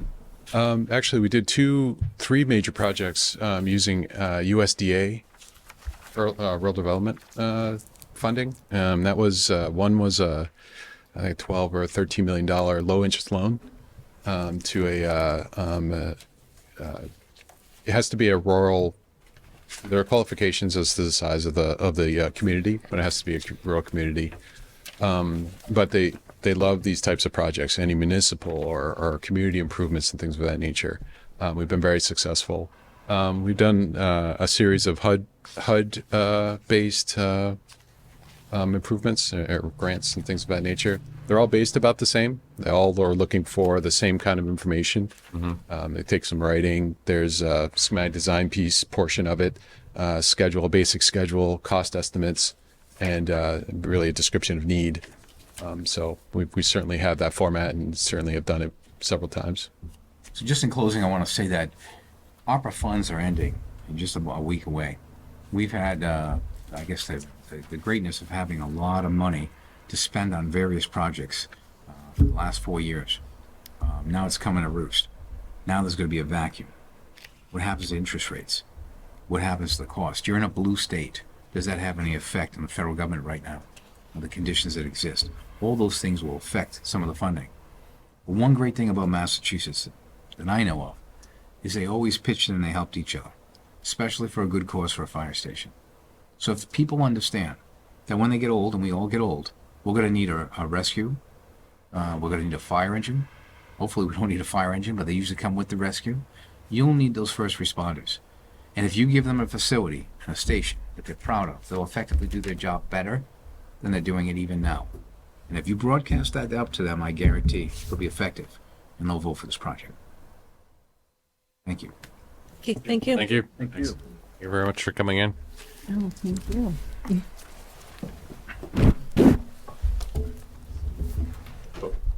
Okay, so we're coming out of recess now and going back to live broadcast. So we're back out of recess and with our next candidate for CHA for our interview for OPM.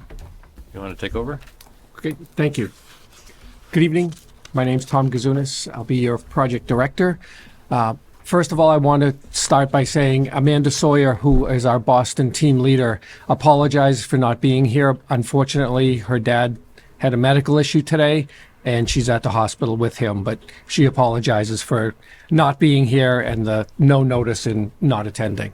But she is definitely a part of the team. She leads us. She leads the Boston office. So I'll be the project director. As I said, I've been with CHA for just over 9 years. Prior to that, I was the Public Safety Commissioner for the Commonwealth of Massachusetts. And prior to that, I was a town engineer and building commissioner for the town of Belmont. So I've sat on that side of the table. I've helped to build projects as the owner and also now as the OPM, obviously. Done the negotiations, done all of that. So I know and understand exactly what you are all doing. Joe? Joe Lynch, I'll be the project manager on the project, your main point of contact from beginning through end. Just joined CHA in the last year. Prior to that, I spent about 13 years on the general contracting side before making the move over to the ownership side. I'm also a licensed builder. And I'm Tommy Gazunas. I would be serving as your assistant project manager. I've been with CHA a little over 3.5 years now.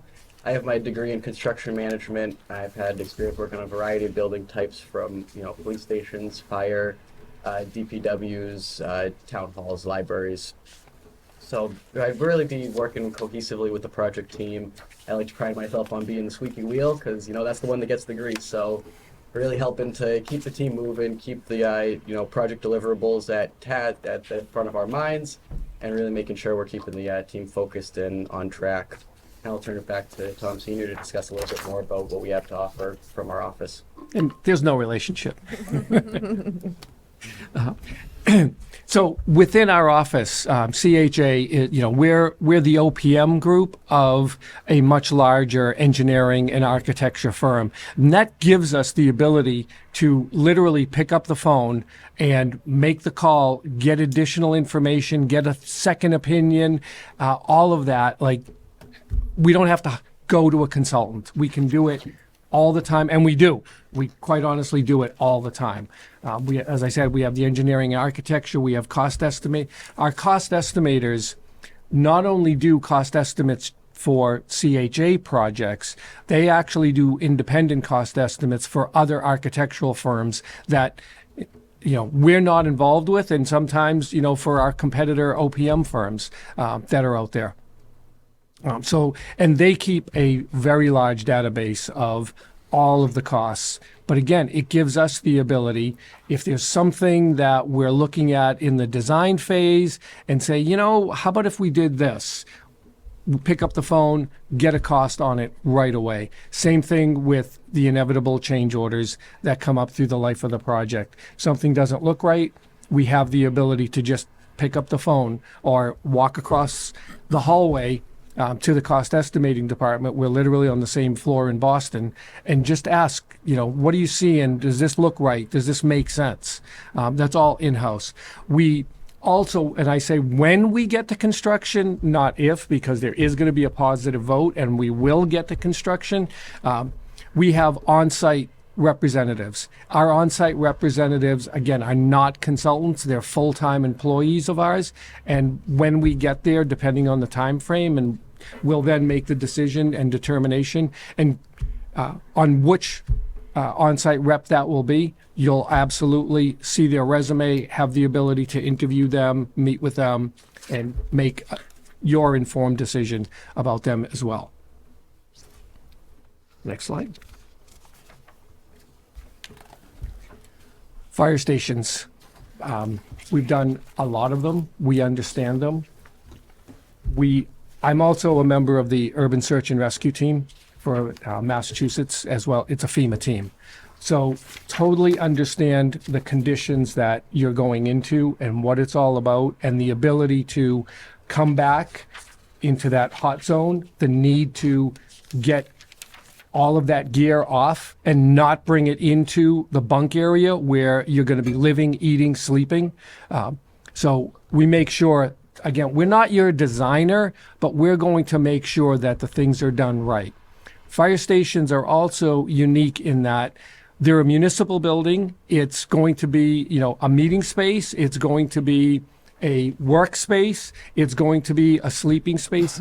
It's used 24 hours a day, 7 days a week. The building does not get a rest like a typical municipal building does. It's the nature of what it is. So we're going to make sure that what you get and what goes into that building is robust. It's going to be maintainable. I'm not saying that firefighters are going to abuse the building. To the contrary, it's their home. They're living in there. They're going to take care of it. But it's 7 days a week, every single day, and not under the greatest conditions. Let's be real. You're coming back after, a horrible fire or a horrible incident, and it takes special care and special being, and we're going to make sure that happens as we move forward with it. Next one, please. All right, understanding the project and the site. Good news is you guys already have a site. That's half the battle already taken care of. You already have demo underway or almost done. So on our end, it's getting involved, seeing where you left the site, getting it ready, working with the consultants and the team, getting ready for construction. Another thing we notice is while it's a great location, it's also in a very busy spot right off a major highway and working on a major street. So we would want to get involved with the general contractor, the team, the town, highway departments, anyone necessary to communicate, get all this out front to make sure when it does happen, it's not getting anyone by surprise. You're not getting a million phone calls, and there's a plan in place.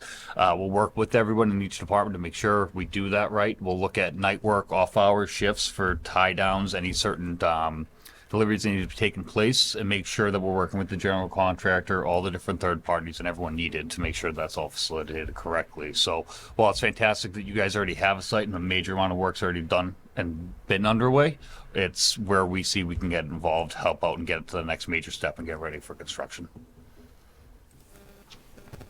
And that brings us into our approach. It all starts with design. Again, you already have a conceptual design that's been preliminary approved, which is fantastic. It looks like the program's been in place to meet a lot of the needs and desires that Tom just alluded to, which is fantastic.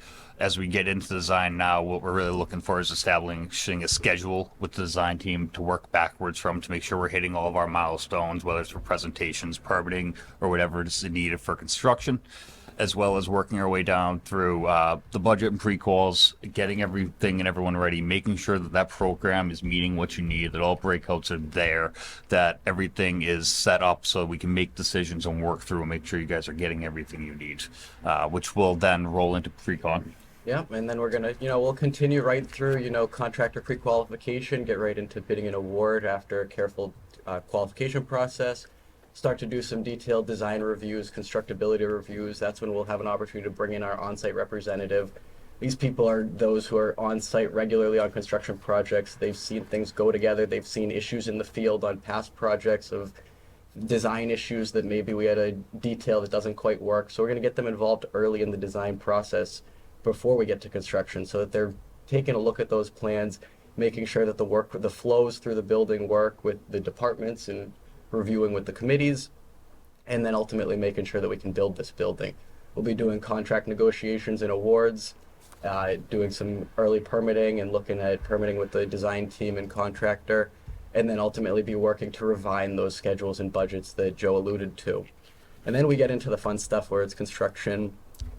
Which it will happen, as Tom alluded to. You will get that yes vote, but that's really where we get very involved. We are from the beginning, but even more so of the hands-on, having our OSR, on-site representative, on site, not only just to monitor and work alongside the GC, but to be looking at a lot of the different details with all the different players and all the different consultants and components involved in this project, making sure everything's accounted for, making sure everything's coordinated for, and that's where we can really use our expertise to get ahead of items, foresee them, set up a schedule, look at third-party inspections, look at the different quality control, and get ahead of all that, make sure we're hitting all your wants and needs, and make sure we're doing what we need to in order to hit our dates and keep moving. Once we get through that, a lot of it is a big piece on our end is the cash flow analysis and getting it ready. Obviously, we're getting ready for a vote. We got to show everyone that what we are looking to build is good value and what's going to be there. With that, they also want to know when the money's coming, where it's going, and all that. So as we get it set up, we're going to show you for the entirety of the project a cash flow analysis. They'll show you what we're expecting to be paid each month, what's there, and what's going to be allocated, so we can share that, communicate that, inform and educate everyone, as well as have ourselves set up so everyone knows what's coming, everything's there, and as we're going through, it's more of working through the process and checking off versus reacting. With that, closing out. And then we'll get into closeout, but closeout really does not start at the end of construction. Closeout starts at the beginning of the project. The specs are going to be written so that we have proper requirements for O&M manuals, operation and maintenance manuals for these systems. We're going to make sure that the punch list isn't something that starts once the contractor stops work, but that it's being developed throughout, and the architect is regularly looking at the progress of the building as we get to that completion. And as areas are completed, we're tracking and monitoring that progress so that these things aren't go-backs and redos and rework of things, but we're finishing the building properly in the first go-around. It really comes down to commissioning the building. Once we get all the systems tied in and powered up, we're going to make sure that it's operating, and you can't have issues with the fire department once they're in the building. So you have to flush that out now and work through the issues that may happen, put the building through different stress scenarios, hot days, cold days, run the systems and test everything so that by the time it's turned over, not only do you have a building that works, but you have a building that you know how to operate too. Because, the systems these days are extremely complex for good reason. They're efficient, but they ultimately need user input as well, and we'll help work with the design team, with the contractor, and with you all to make sure that you're getting a facility that you can operate and work out of on day one. And with that, I'll turn it over to Joe to discuss a little bit about some community outreach. Yes, as we said, it's all about getting to that yes vote, and you guys have already done a lot of work to get to where you are right now. As it states on your website, as it's seen, it's showing the community the value in the project, that it's worth the money that they're putting up and putting forward. So our main goal, again, is to inform and to educate the community, whether that's through social media, postings, working with you and your teams on signage throughout the town, whatever it may be that way. But then also, how do we get there? We really do believe in workshops and working side by side, both internally and externally. Meaning, yes, we want to work with the community, we want to work with the people, but we also want to work with all of you. There's multiple different departments going into this building, and it's all great that everyone gets their own space, but we want to work with each one to understand what are their wants, what are their needs, and what's going to get there. Also, to kind of Tommy's point, you have to operate the building, the maintenance piece of it, and how we're going to maintain it and keep it clean, and how it's going to be a long-lasting building and achieve that 75 years you guys are looking for, right? We need to work with them to understand what is it going to take to efficiently and cleanly run and operate this place. So that's getting the input from everyone involved. And as I said, we're here to share all of that. There's many different forms of doing so nowadays, which is fantastic. And it would be at your discretion, working with the design team and everyone else, communicating that to the community and showing them what this is really getting them. And with that, I want to talk a little bit about, staying within a project budget and budgeting overall. Budget is one of the foundational building blocks of a project. We'll work with the committee early on in the process to, develop and understand your required program, and work with the design team to make sure that that program is being put into the design. And then we'll work to design to come up with and understand what it's going to take to build this building. But not only the hard costs, we're also going to look into the soft costs. We'll be looking at any sub-consultant fees, look at any temporary fit-out space we may need to look into, look at any type of funding opportunities that we can have to offset these costs. But it's really about a detailed and designed cost that is accurate and really represents the program that's required to build the building. We don't want to be going above and beyond, but we also need to account for any unforeseen conditions too. We know you have a site, but we don't know how much exploration has been done underneath, so we'll need to also build in a contingency to account for any unforeseen conditions underground. And with that, I also want to talk a little bit schedule, another bookend to the project, help keeping the foundation of the project going. We've developed a preliminary project schedule here, outlining the process where we're at now, starting with OPM selection. But the schedule really does go hand in hand with the budget. We know you have a town meeting in May, so we'll work diligently through early phases of design so that we can get a accurate conceptual budget at that point. And as Joe alluded, we're going to have that heavy community engagement throughout the entire design process. It's not going to stop once we get to town meeting. It'll continue right through, keeping them abreast on the things that were the design as it's developing.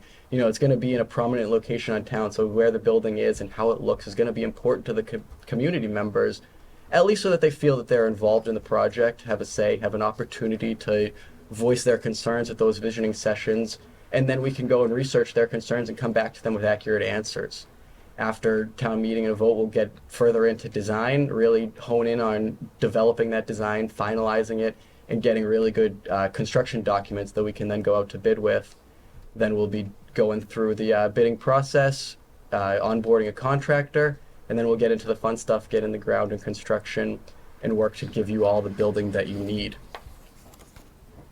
With that, I want to turn it over to the team to discuss a couple case studies of some recent success stories. So first, it's another project that Joe's working on. Yeah, so this is one that's actively under construction right now. Steel's actually just wrapping up. It's very similar to this one. I already alluded to it. It's logistically very similar. Off a major highway, off a main street with heavy construction operations. There was a lot of coordination up front with the town and with everyone to get it set up. So heavy trucking operations, concrete pours, steel deliveries, water tie-ins, all the little stuff you kind of forget about that can really cause headaches and hiccups for people's days. We had to really get ahead of all that and get the approval beforehand. We set deadlines and protocols for the GC and for all the subcontractors to give us enough notice for everything to make sure that that was all put in place. We got all the approvals we need, whether it's street sign, communication, as we already talked about, goes back to that community engagement. It all works hand in hand. So this was a big one that way, where we were bottlenecking the exit to a highway. So we didn't want to hear about it every morning. We didn't want to get those calls, and we didn't want to be answering those calls. So that was a big effort there. Another piece, which is similar to the project you have proposed, is there was a future building in this project that we have put in place. And when looking at that, it ties back to the cost estimation piece Tommy was looking at. You understand you're going to need future space, but you're already going and trying to get approval for X amount of money. So how can we efficiently set you up so that you have all the infrastructure in place you need for future building without spending all the major money up front that maybe you don't want to go for right now, but can figure out and get that reallocated later.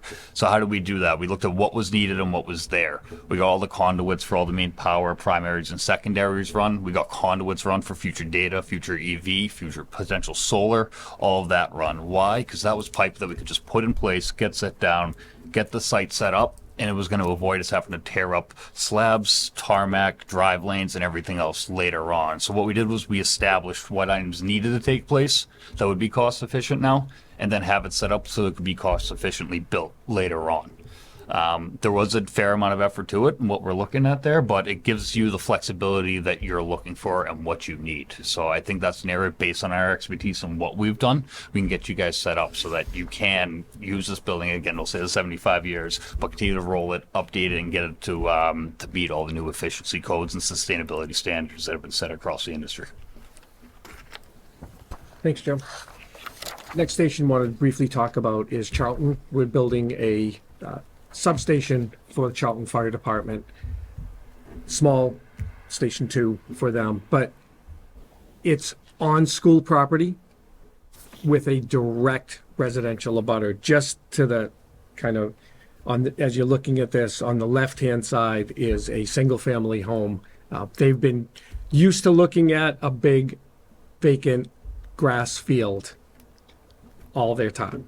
So a lot of public outreach, a lot of visioning sessions with them, a lot of discussions with them and with the school department to make sure that, because this drive that you see is actually an exit, I'll call it, off of the entrance to the middle school on the same property. So again, a lot of community input, a lot of hand-holding to make sure, and we're in the bidding, it's actually on the street for bidding right now. But got overwhelming support at town meeting and overwhelming voter turnout and approval for the project.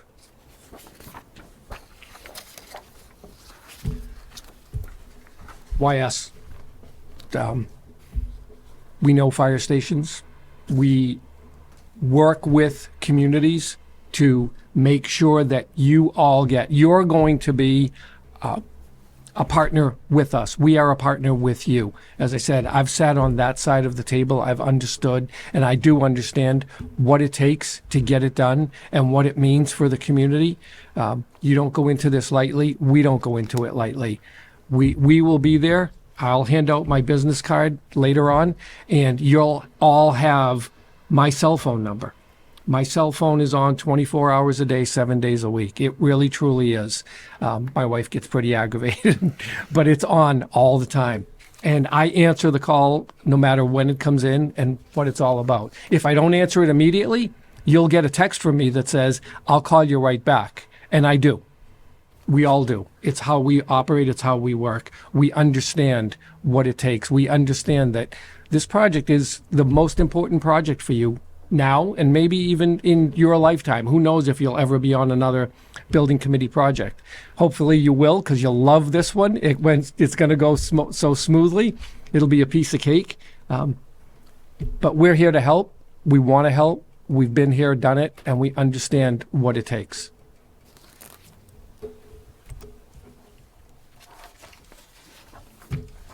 That's our formal presentation. Okay. So we have a set of 5 standard questions Sure. that we're asking everybody. So I will just jump right into those. And so the first question is, what do you see as the largest challenge this project faces? So, first question I have back is, we know you demoed the building that was there, the steakhouse. Is the site clean now? looks like there's still some debris on it, but has it been, is the dirt clean? Are there any underground utilities, or were there any storage tanks? Has been tested. Has it been tested? There's no storage tanks Okay. on it. There was a rumor that there was a veterinary clinic there before the restaurant. Other than that, we believe the site's clean, but Okay. it has not been 100% Okay. tested. Okay. So that's the biggest challenge, is making sure that we have a good, clean site to start with. Having the building demoed. We recommend that all the time, is, if you can get an early site package out and get a lot of those unknowns off of the table. Sorry. Early on, takes the doubt out, gets you a harder, better price. And it's something we're accustomed to, especially Yeah. in Massachusetts. Things have constantly been built on all sorts of bad areas and bad that. To Tom's point, we want to get ahead of it. It's not what's the biggest concern, it's what's the biggest challenge. And that's a challenge we can overcome. So it's how do we get there and setting up those next steps and taking it where from where you guys have left it. Number two, what is your plan to support the town vote, and how does that timeline compare to projects you've worked on recently? I'll start. Your schedule is very aggressive. It's doable, but it's aggressive. So we've got to start, right after New Year's, if not before, getting things in place and getting design team. Are you going to go with the designer that you had? I see, in the proposal or in your RFQ, it indicates that we would go through designer selection. Do you really need to? No, I don't believe so. I think, Okay. Yeah. Okay, so that's great, because that helps a lot with giving me a lot more comfort in saying we can achieve the schedule, because if we had to start with a designer from day one, it's going to be extremely tough. But that's good news. So, did I answer your question, or do you have more? Well, I think the other part of the question is, Yeah. how you would support the town vote that needs to happen. So I think it goes yeah. back to the community outreach that Joe spoke a little bit about. But that slide that we presented, and we can go back through, you can flip back through it.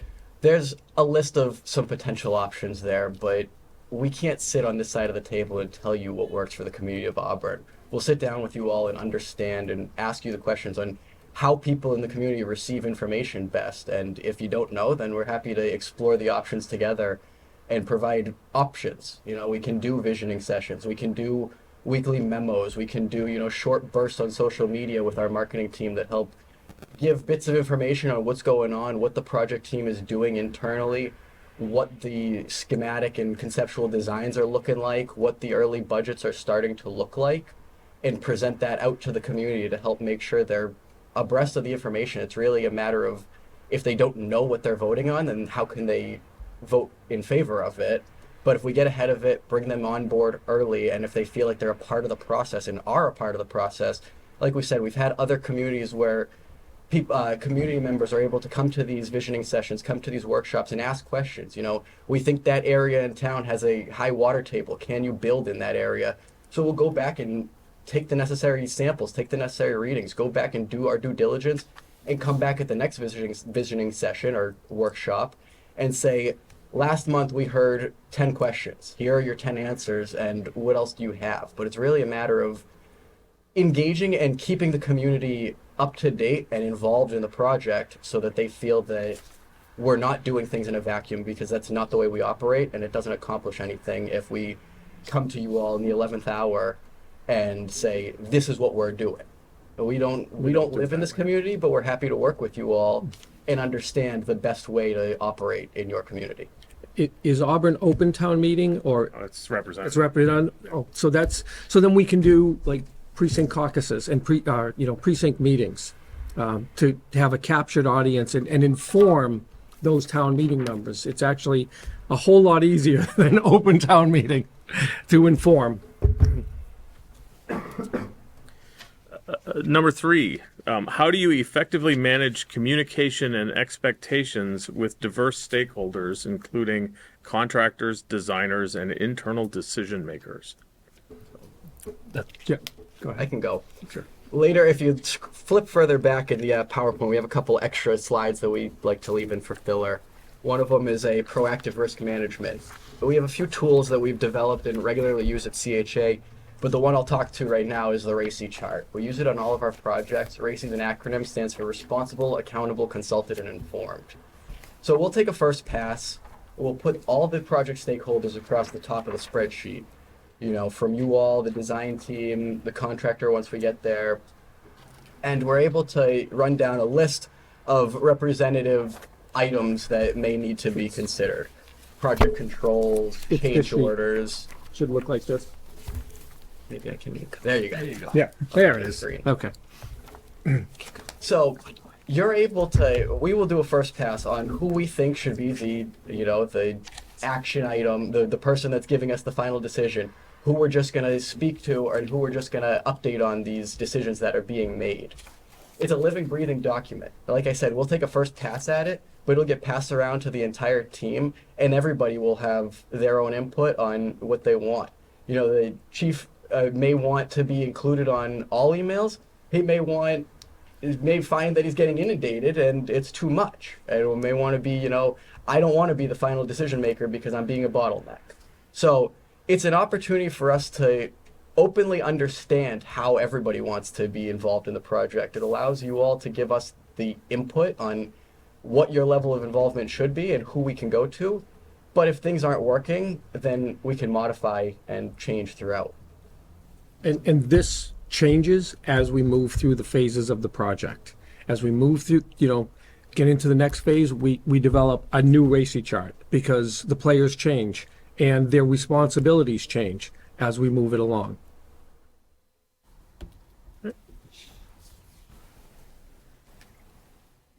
Number 4, explain your process for quality control and inspections to ensure project deliverables meet the owner's specifications.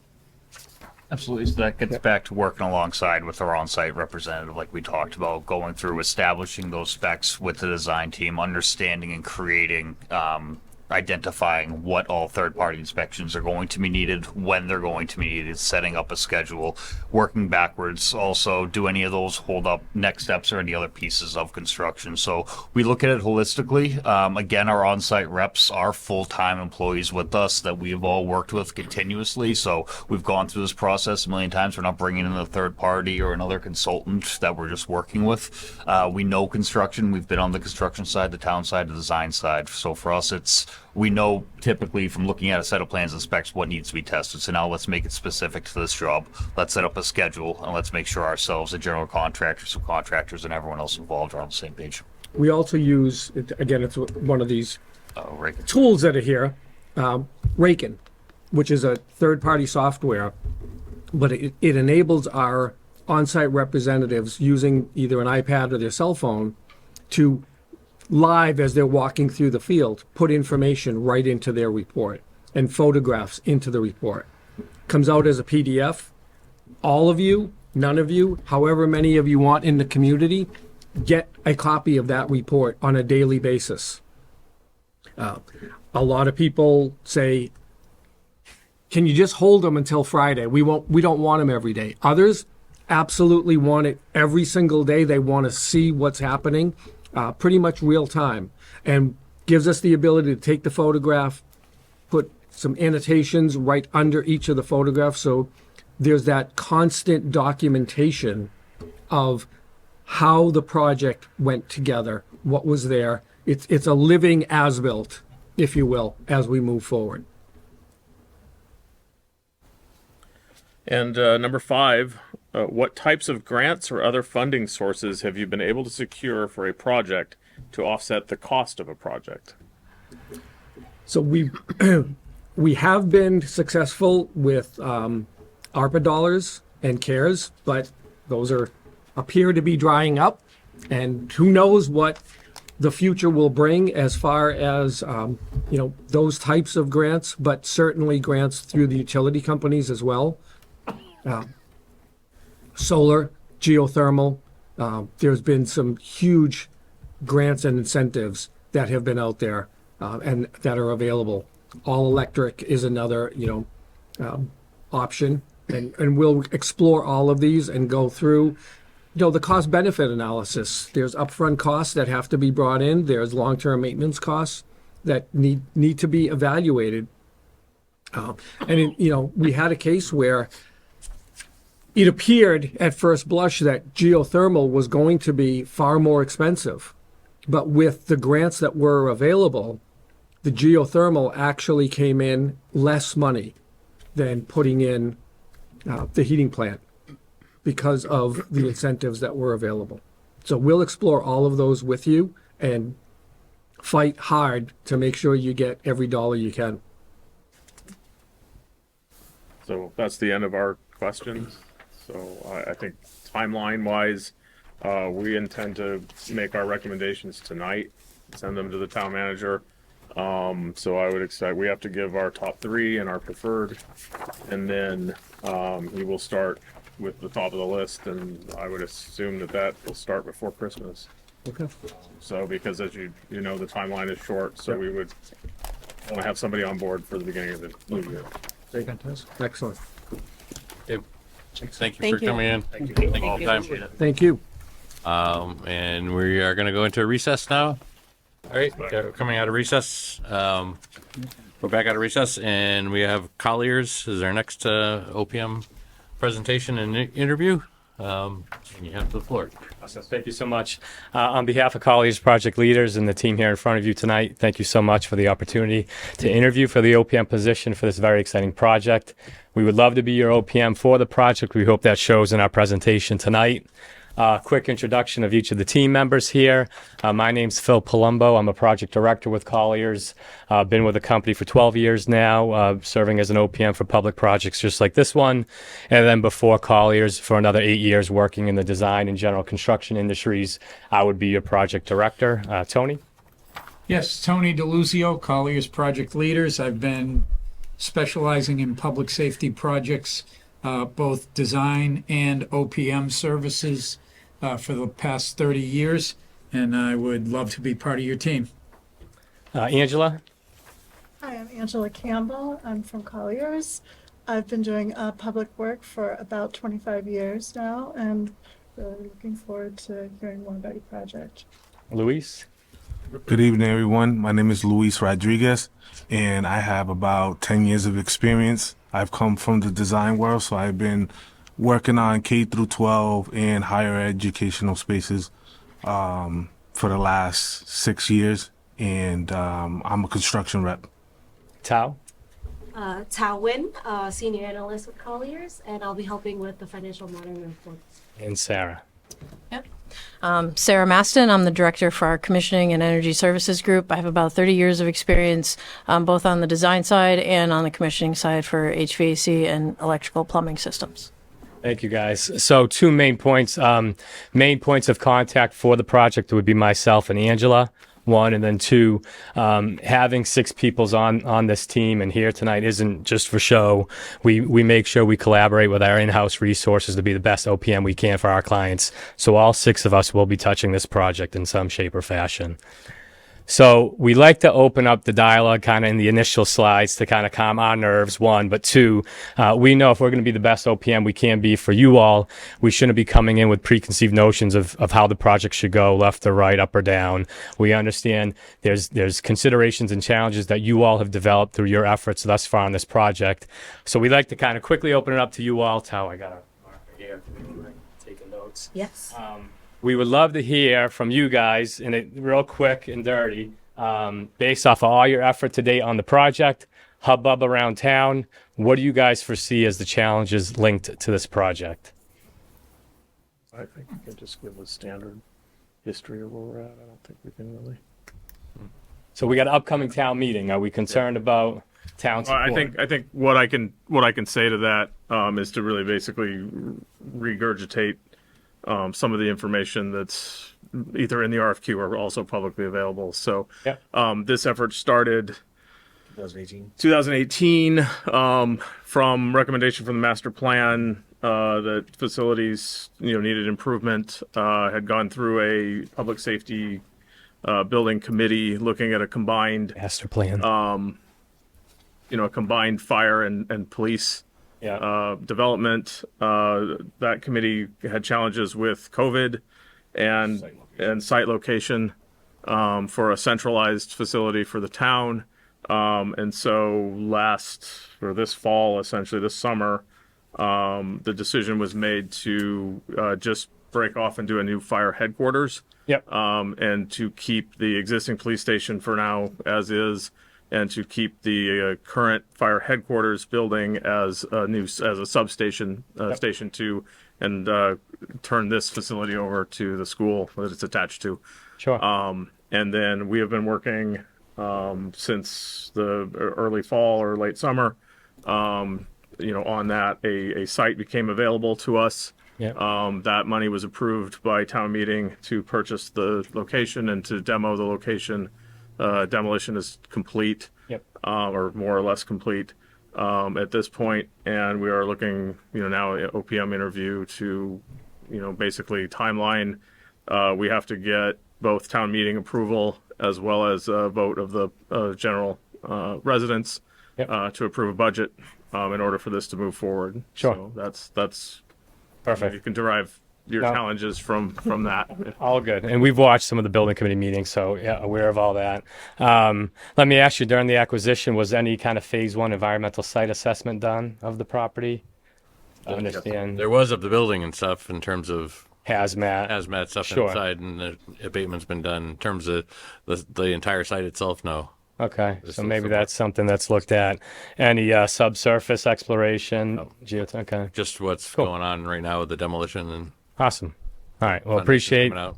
we appreciate that dialogue. I know it's unorthodox, but again, calm our nerves and learn a little bit about the project where it stands now. So again, you're interviewing with Colliers project leaders, but truthfully, the team you're interviewing with started with a company that was called Strategic Building Solutions. It was created back in 1996 with the sole purpose of being an owner's project management for towns and cities just like you all.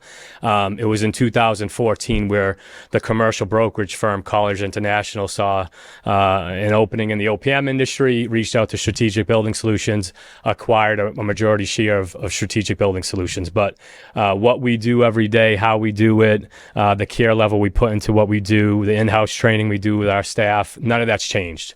Company logo changed, company name changed, and that's it. So, we bust our hump and take a lot of pride in making sure we're the best OPM we can be for our clients, and that's been consistent since 1996. So I want to kind of make sure it's clear. You're not going to get this big corporate America OPM firm if you hire us. You're not going to be having an OPM that is coming in with any preconceived notions of how the project should go.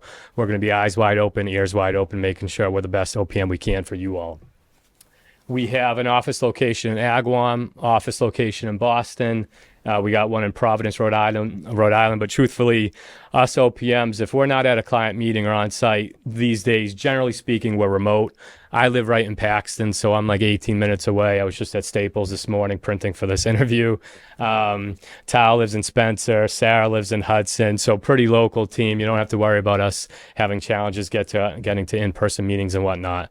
And then lower part of the slide is just a slimmed up list of other municipalities we helped out being their OPM and made sure all their project goals were met. And we would love to see Auburn on this list one day. So on this slide, Tony and I wanted to step through 4 similar projects at a high level. Upper left of the slide is the Hadley Fire Substation project located in Hadley, Massachusetts. That project was completed in 2020. Total project budget on that one was right around $4 million. I know we missed those pre-COVID numbers. Building size, smaller substation, 5,500 square feet. So before the project, before they hired OPM, they saw a need within the north side of town to slim down their response time to issues that occurred in that area of town. So the substation project got developed to capture that area of town. When they connected with us and contracted with us, they already had a project site in mind, already town owned. The idea was we're in the north part of town with this property. Let's abate, knock down the existing building, do ground up, and be on our way. So off we went with the early stages of design, but did some geotechnical soil exploration, and come to find out it was a past fill site, so a lot of unsuitable material. And based off of that, and based off of the elevation the new building needed to sit, the geotech engineer realized that this was going to have to be a preload site, meaning there was going to be drastic settlement concerns if we just went and constructed a new building on this site. So what you have to do is you have to excavate all the unsuitable material, put down these steel plates, backfill on top of that with structural fill up to a 8 to 10 foot height, and let the settlement occur before you start building on top of it. So, and you got to let it sit there for anywhere from 6 to 12 months. So it was going to kill the schedule, it was going to kill the budget. We quickly pivoted. A farmer down the street was gracious enough to sell a portion of his farmland to the town for the project, and we were able to design and construct the project just down the street, on time, on budget, and at a high quality level. Tony? Sure. Thanks, Phil. A couple of notable projects for me. Hudson Fire Station headquarters, several years ago as OPM. They moved out of Station 1 headquarters downtown Hudson, built the Hudson headquarters that you see there. Ashby was most recently completed station. That was a small fire station. We added a police station onto that, totaling about 21,000 square feet. You see the new tower rising up behind that building. So it was part of a regional communication project with a local town, or a couple local towns. So it was a new tower, new communication center as well in that facility. And then most notably, Worcester's Franklin Street Station, site of the coal storage fire. That was with my previous employer, which I was actually in charge of design and architecture. So I spent a number of years managing design and architecture for public safety, as well as the OPM side of projects. So I've seen where you've been at, where you're headed. I've seen the projects from both sides, and I can certainly help on the OPM side in representing you and the town in your future endeavors and the challenges that you're going to have moving forward. And that brings us to, what are the challenges, right? Every project has similar ones, and I see on your website, kind of frequently asked questions. Well, all of the projects have some woven concerns, regardless of the town, even regardless of whether it's a public safety or fire station. Getting your conceptual design aligned with your budget, aligned with your schedule, is something that you're going to hear a lot from Colliers. Scope, quality, schedule, budget, right? We got to keep those things aligned. They have to be at the forefront of our mind in every issue that comes up. So you're taking care of the abatement and the building demolition. That's great.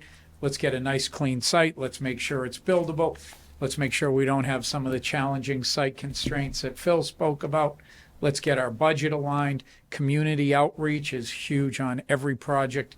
I think we all learned a lot from our side. We had a lot of projects going through budget and community outreach during COVID, whether it's now, live streaming, Facebook Live, fireside chats, open meeting law, hybrid meetings. We're running a number of those in various programs and outreach processes throughout all our projects, getting you to May 2025 town meeting.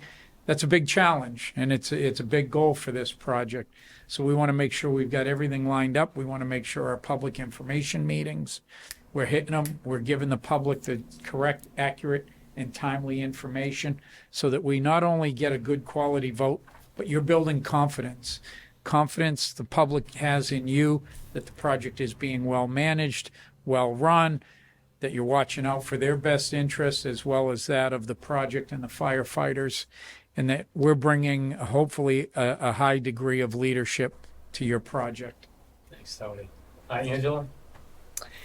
Yeah, so this just talks a little bit about what we're doing day to day. I would be your contact person. At least a minimum of once a week you would hear from me, sometimes daily, depending on where the project is in the process. This outlines just how involved we are in the budget management along with schedule.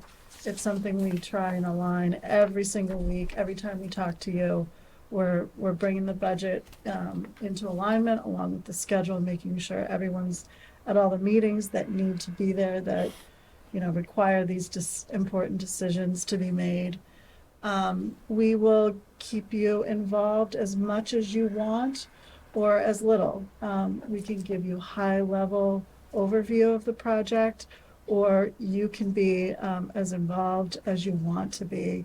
I was thinking about a project that I had done with Tony, and he may or may not remember this, but we had a large project for a city, and one of the executives was fairly new to the process and wanted to be involved in our reconciliation when we reconcile all the various cost estimates. It's a 5 or 6 hour process. It's long, it's involved, and she wanted to be a part of it. And we said, yeah, absolutely, sit in, we'll walk you through it. She learned an incredible amount. We're happy to have you involved as much or as little as you want. That's our job. And in terms of, a bid strategy, we know you're already working behind the scenes trying to get the budget into alignment. I'm pretty sure you have a budget number in mind, and you're already strategizing about how to phase or work in a potential next phase of the project. And we're really adept at that. We're constantly strategizing along with you to try and figure out the best way to bring the budget number into alignment. And then, of course, schedule. That's one of the most important pieces, making sure the project stays on schedule, on time, no matter what phase of the project. And that's a constant update. That's a constant discussion we have with all the engineers, architects, all the various consultants, along with you. And Tal and Sarah can talk a little bit more about budget management and how we manage cost.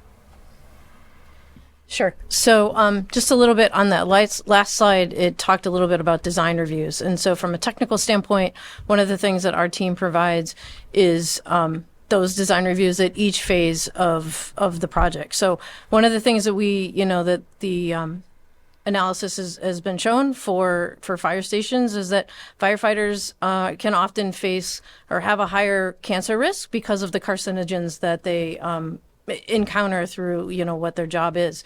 A really good MEP or HVAC design can help mitigate some of those risks, making sure that we have proper ventilation, that we have certain areas where where some of the gear is stored is negatively pressured to some of the other places that are positively pressured. So those are some of the discussions that we can have early on, so we can make sure that the design is really the best that it can be.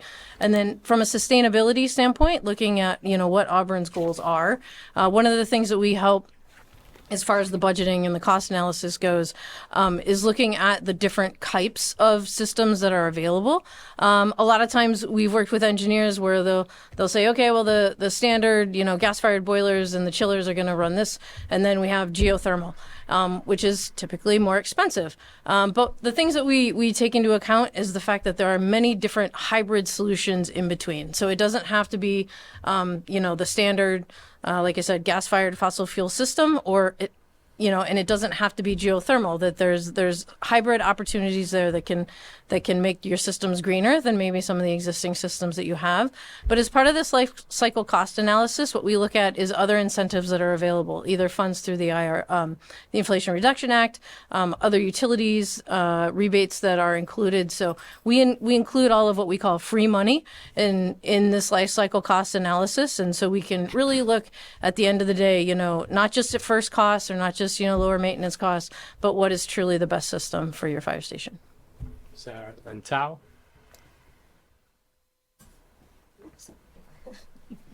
We'll talk a little bit about project controls and how we bring a lot of value during this portion of the slide deck. I help facilitate the estimate reconciliation. I know we're going to talk about a lot about costs and how we manage our budget, and that happens during the design phase and making sure that we have a really tight budget during budget development, and that's what I carry out through the design phase, making sure that we're always course correcting when we need to.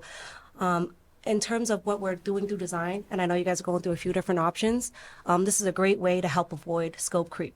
and making sure that we're checking every cost, every quantity, and doing really in-depth comparisons. And we love to invite you to any of those meetings. Those are super helpful, a lot of information. And what happens comes out of that, Phil will always bring out, is value management. And people always talk about, what is value. This is just for helping us course correct any budget constraints that we come across. Nothing is always taken out. We can always bring it back in. And we always talk about making sure that we're keeping the goal in mind. And that brings us to how we finish out our project in terms of cash flow, making sure that we're spending the right amount of money, appropriating the right funds during the appropriate times. I like to say that, on top of all these analyses, we're tracking your burn rate, which is super important because we're tracking all of your invoicing, your contracts, your purchase orders, making sure that we're catching all of these expenses. And we want to make sure that we're spending money to have a building. If we're not spending enough, we're not getting the services we need. And I just hope that we work closely as a team, and we're doing a lot of catch-throughs through reconciliations in terms of costs and expenses. You'll see on the screen we have a couple of templates on how we share our information. The top is a cash flow that will help you through your fiscal constraints, making sure we're appropriating appropriate monies. And the bottom is a sample estimate reconciliation. I provide these analyses at every design phase, and it helps you make the appropriate decisions as we move on to the next phase. Thank you. Thanks. Luis? If we're fortunate, I will be the construction rep on this project. Essentially, I will be overseeing the day-to-day operation, so you will be seeing me pretty much periodically throughout the week. And what I would be doing is focusing on walking through the site, photographing and documenting and ensuring materials and also certain trades are making progress as well. Any issues that may arise in terms of T&Ms, reviewing change orders, and also providing monthly reports as well. The quality assurance aspect that I would look at is also the testing. So every project has to go through testing, whether it's for elevators, curtain wall, or any other testing for this project as well. That might be an oversight. And managing the schedule is just pretty much, maintaining that we hit our milestones, make sure that we're running our weekly owner, architect, and contractor meetings, meeting minutes, and ensuring that we keep the conversation in the project transparent, and that you guys are constantly in the know. Thanks, Luis. Angela? So yeah, this is where we start wrapping up the project. This is the exciting part where we start implementing the furniture, fixtures, and equipment. It's the final phase. It's the move-in process. You all have full-time jobs. You don't have the time to deal with this minutia, and this is where we come in. We manage all the planning for this phase of the project for your furniture and equipment as part of the move-in. And we handle the procurement for you, which is really time intensive. Most towns and cities don't have the ability to manage that large of a procurement process. And certainly all the coordination that has to go on with actually moving in everyone and making sure everything is in its place where it should be, everything's accounted for. And this is where we get to wrap up the project with a nice, neat bow and hand it over to you as the final phase of the project. We have a really rigorous closeout phase. Again, really important phase of the project. A lot of behind the scenes that most people don't see. It's a daily effort to really close out a project properly. The training that goes involved, that's involved in terms of the end users being able to operate all the equipment and understand is a huge piece of it. Working with the CM or GC to get all the O&M manuals and warranties in place. Again, we make sure that's handed over to you as the owner so that you're ready to take over the building and have the ownership. And then finally, the commissioning, which is where Sarah comes in. That piece is huge, making sure all the systems, your building management system, all of those really expensive, important pieces of the building are properly functioning. That's a huge piece of the closeout phase that we're involved with every step of the way. Thanks, Angela. So to close things out, why we think we're the right OPM for the project. For the past 28 years, we've been serving as an OPM for towns and cities, so plenty of experience with building committees and select boards and town administrators, town councils. So we'd be bringing that competency to the table. With that similar project experience, we know this isn't going to be our building, it's going to be your building. So our main focus is protecting Auburn's best interests, whatever that looks like. That's why we got to listen and adapt accordingly to what's best for this project. Proven savings. We guarantee you will have savings if you hire us to be your OPM on your project, whether it's through the value management process during design, making sure we have the most competitive bidding environment during the bidding phase, or whether it's through change order management during construction. You will see savings if you hire us. Multi-discipline team, so in-house engineers, commissioning department, registered architects, engineers. Again, we make sure we use them so we can be the best OPM for our clients. And a bunch of Massachusetts public building experience. We know about the Massachusetts building laws, procurement laws, making sure we're setting up the bidding process to avoid any bid protests so that project can get kicked off in a smooth manner. So again, we'd love to be your OPM. We appreciate your time tonight and look forward to the Q&A. Thank you. Okay. So we have 5 standard questions we've been asking everybody. So I'll just dive right in. So question number 1. What do you see as the largest challenge this project faces? Sure. I'll start, and if anybody wants to jump in. So out of the gate, getting town approval at town meetings always the big milestone, right? So a lot of effort making sure we're getting, like Tony mentioned, accurate info, consistent info out to the community. The last thing we want is a community to feel like we've been kind of working behind the scenes in the dark. We want them to feel like we've been super transparent. We've given them an opportunity to hear from us, an opportunity to speak to us, and we've done the best we can to answer and resolve any concerns they had. And here's the project. Here's what we're seeing for budget numbers to make sure we got a budget that can afford this project come bid time, and see where it goes at town meeting. That's the best foot forward you can put out there. I brought up a soil concern that happened on a fire substation project. Having a good understanding of what you got underneath grade is always a good thing.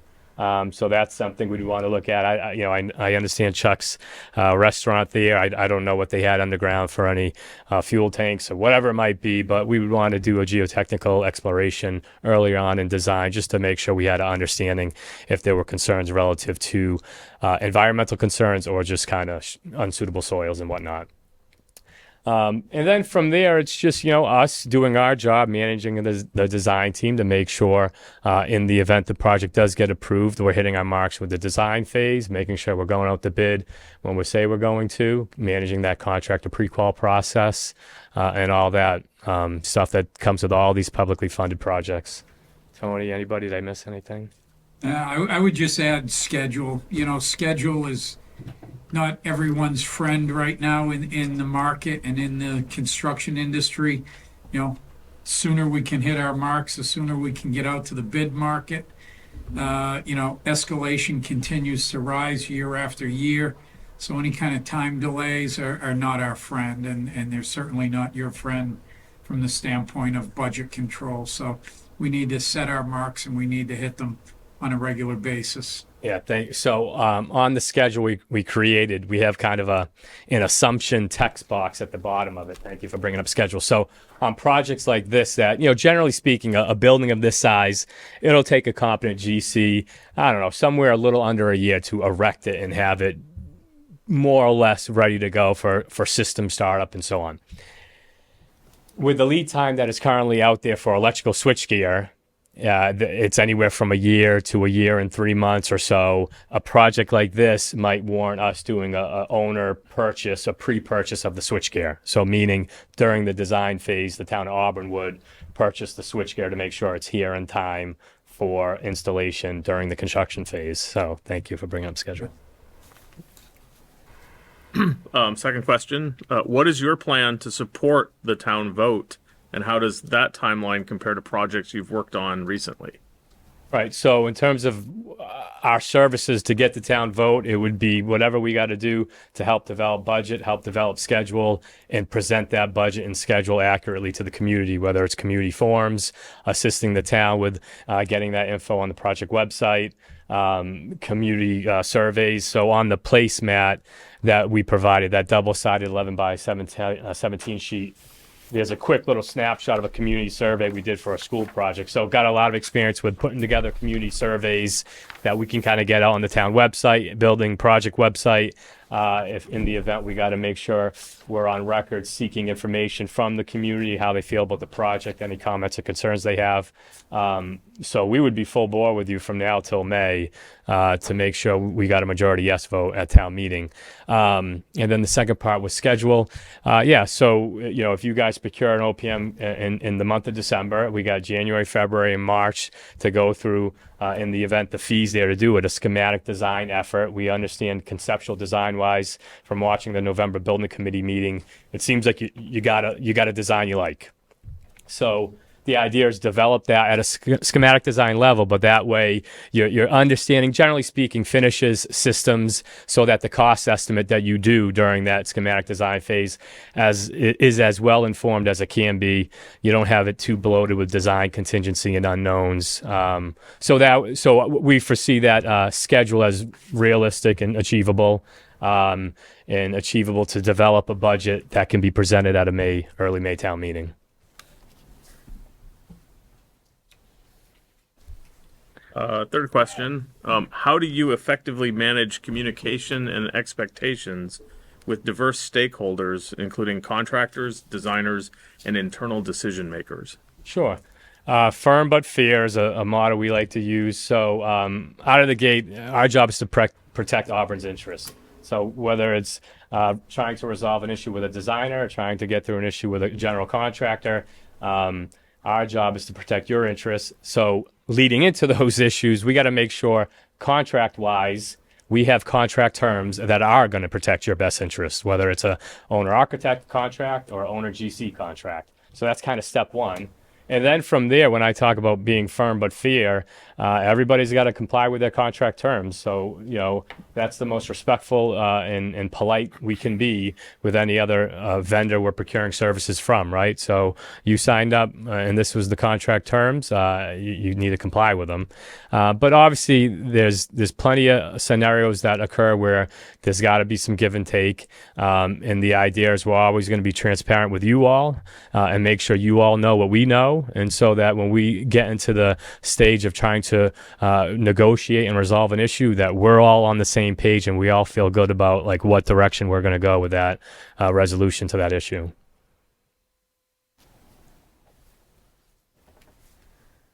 Number 4, explain your process for quality control and inspections to ensure project deliverables meet the owner's specifications. Yep.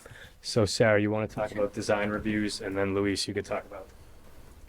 So as I mentioned earlier, we like to get in front of this early on, right? So if we can make sure that through the design review process, and we're going to review those at schematics, at design development, as well as construction phase, is that there's no surprises, really. So we're going to kind of, like I said, continue to look at things, make sure that they're meeting your expectations as far as design performance, and then also from a maintainability standpoint.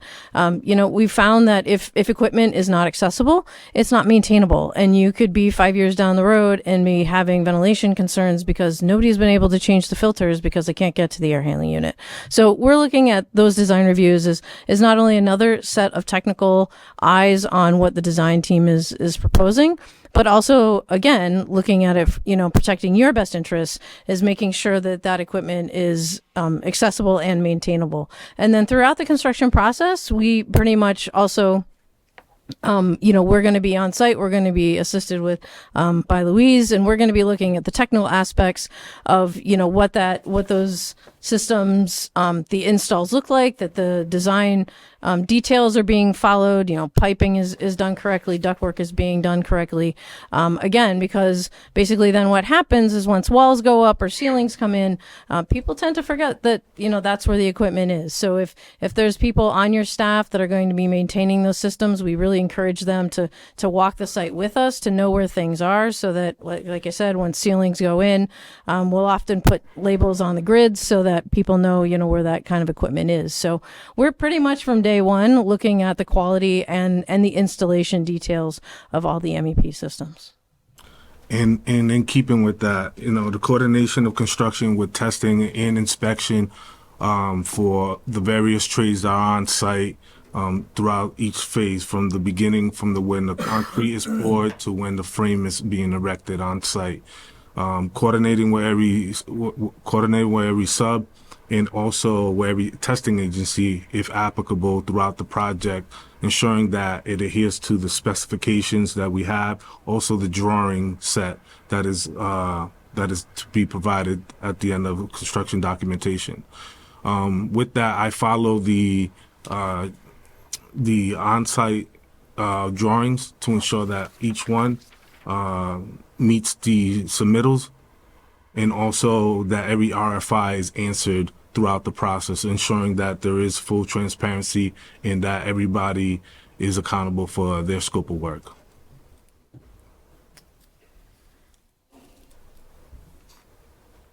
And then the last question, what types of grants or other funding sources have you been able to secure for a project to offset the cost of the project? Sure. So Sarah mentioned, so the IRA program, so we're targeting, I want to say somewhere around 2 million for a elementary school project we're doing Maynard. Because they're doing a geothermal system. So if this project were to go geothermal, we would target the IRA program. They mentioned utility rebates. So through Mass Saves, you would get those rebates for this elementary school I brought up. I think it's over $1 million for that one. So we would jump on setting up a meeting with the utility departments during design to make sure we kind of understood what design parameters we would have to target for that. Mass EVIP, it's electrical vehicle charging station rebate. So per code, we're probably going to have a couple electrical spaces, vehicle charging spaces. So we'll make sure we get a grant for that. And honestly, we have a template that we use that we kind of adopted from the Massachusetts School Building Authority, but it's applicable for any publicly funded project in the state. And it's essentially a rebate checklist that we use on all our projects. So if it's if a rebate or incentive program is applicable to the project, we're going to chase it for you. And we'll update you on what it looks like, what the requirements are, and make sure design-wise, if we feel comfortable with making those design decisions, we're going to go after that rebate. That's the end of the questions. So just to give you an update on the timeline, we're going to make our recommendation to the town manager tonight. So we've got a little bit of work after you're done. And then we have to submit our top 3 as well as our most preferred. And then the expectation would be that he would be reaching out to the most preferred before Christmas with the idea that we get something as soon as possible. So, Great. Great. Really appreciate it, guys. Thank you so much. Thank you so much for your time. We're going to go into recess just for a minute. All right. Just finishing up now that we've had our 7 presentations and interviews. You all have your evaluation sheets with the 5 questions answered, plus the 2 questions on the back in terms of their presentation and their submitted materials. So afterwards, we'll tabulate all those based on the points that you put down there, and we'll make the top 3 will be passed on to town manager for his consideration to try to contract with it. So we did have one final agenda item that we're talking about. If there's any other discussions that people want to to mention? Any feelings or whatever about what we've done so far with these people? Now's the time, if there's anything. I can share the reference checks. Oh, that's right. Everyone's Thank you. Interested in that. So what I did was last night I emailed 2 references, sometimes 3 from each company. And I'll tell you why I chose 3 for a couple of them shortly. But emailed them all last night, asked them pretty much the same exact email, copy and paste, with changes obviously to their name, and then called them all today. And so out of the 15 that I called today, 11 either answered or returned my call. Mostly all positive. There were a few negative feedbacks within that, so I'll share that. I created a table that I sent to the chair and the vice chair, as well as Chief Coleman, that simply lists the firm. It lists reference 1, reference 2, reference 3, and then I wrote a yes or no, depending on if their feedback was positive. I wrote a yes. If their feedback was not positive, I wrote a no. There were a few that, asked not to get into details.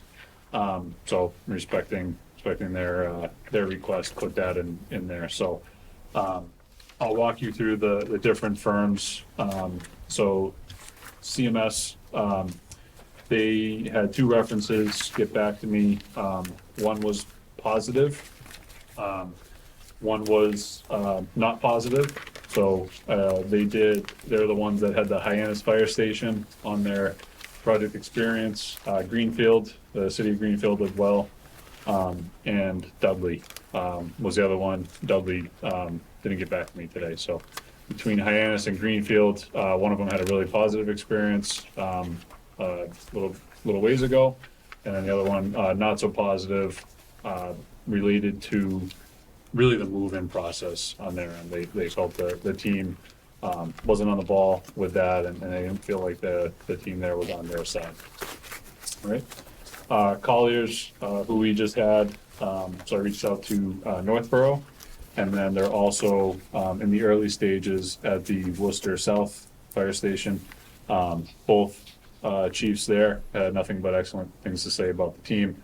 They know they're early on in the process, but they did feel like the Colliers team was part of their group, part of their team advocating for them and the committee throughout the design process so far. So good feedback for Colliers.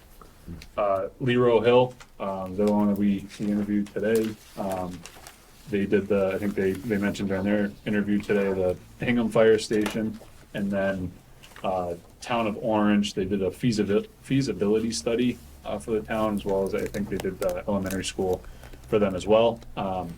Both had positive feedback, so nothing really to report there. No complaints from either of them. Town of Orange really liked working with them on the feasibility study. Thought they did a great job for coming up with the content there. CHA and left field, I think most of you have deducted what has happened to the project team from CHA. Seeing them and left field have the same references for Northbridge and for Millbury. So you can see in their project teams, several members that previously worked for CHA left and joined left field. So that was who we met with last night. And Joe Sullivan, I believe, was the project director, the one that was going to be the point of contact for the OPM on this side. So between those 2 towns, Millbury and Northbridge, both had the same exact feedback, that they had a great experience with their project team. So they really had nothing but great things to say about Joe and Alyssa, who was another member of the project team that went to left field. When I asked them specifically about CHA, they really had nothing to say because they were so appreciative of Joe and his team, right? One interesting feedback between the 2 of them was they were a little concerned about the financial reporting of the firm. So there were a couple trip ups during their side where the budgets weren't aligned as they were going through the requisition process. So it was feedback I thought worth sharing. I did reach out Town of Bridgewater, also, the CHA, didn't find any, I tried to reach out to a third, reference between CHA and Westfield, something that, where the project team wasn't overlapping. Town of Bridgewater had, good things to say about the team, but they were concerned with the turnover that was happening between the teams, so they are going through kind of the pain process of that, but they did say the team is working through that. But they were having, some experiences there. And then left field, the Billerica Fire Station, reached out to them. This had nothing to do with the proposed project team that they have for our station. But they said the left field team did great. They dug into the details, nothing to report other than they did a great job. So that was good to hear. P3, I reached out to 3 references. I got one out of office and one of them with a message to call to book your dream vacation. So I'm assuming that reference didn't pan out. Otherwise, it's a great bribing portion. And then RGB Architects, I think was the first firm we interviewed today. I reached out to the North Providence mayor's office. They did the fire station there a while back. And then the LiUNA training facility, so I wasn't able to get a hold of LiUNA. That's the laborers union. But the North Providence team had, great things to say. Nothing earth-shattering on their end. They said it was a long time ago, but nothing crossed their mind as to why it would be a bad experience. So thumbs up from those guys. And that was it. Okay. Any other comments, questions, discussions for this evening? Yes, okay. I did put on here, we got a tentative meeting for January 6th, put it as a placeholder. Hopefully we'll have an OPM on board by then and we'll be meeting with everybody to kind of get the teams together, but we'll see. Watch your emails. And I think other than that, just make sure you give us your evaluation sheets before you leave, so we can tabulate them all and pass them on to town hall. And other than that, I entertain a motion to adjourn. Make sure you have your name on it, please, so that we can tabulate it. Can I just ask one Have question? 7 of them. It came up a few times about the geotech report for the site. And that's normally handled through the civil engineer and the structural engineer. I don't know if Tecton has ordered one or is planning on ordering one. I think that it should be something done. Yeah, I don't disagree. I mean, it's Common that they would. I think they were more getting at if the town went ahead and did it already on their own. Through the chair, Tecton's been looking to do that. They were just waiting to find out for sure that was going to be our site. That's on their list. It does sound like that's something that we should do as early. Sooner than later. Yeah. I mean, some people have noticed, and I've noticed it out there. There's rock sticking out in some areas and stuff. It's not just the stone walls. So Where the plan to build it, it's empty now, so it'd be easy to get the rig in. Interesting to see what's as the foundation's getting taken out now too, around the what's coming out of there and stuff. So, but yes, I'm sure it's something it's something that we need to push and make sure that they're addressing, because we'll need that information. They need it to finish the design, I'm sure too, structurally and stuff. Yeah, structural. Okay. It'd be 7 sheets, and make sure your name's on all of them, and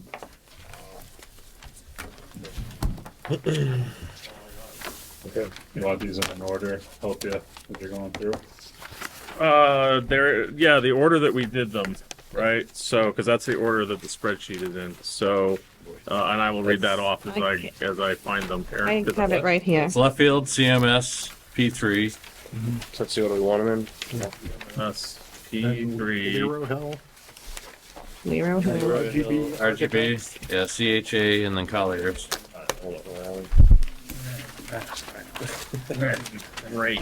CMS and what? Left field, then CMS is second. Yeah. Then P3. P3 is third. Okay. Lero Hill is fourth. RGB Architects is fifth. CHA is sixth. And Colliers is seventh.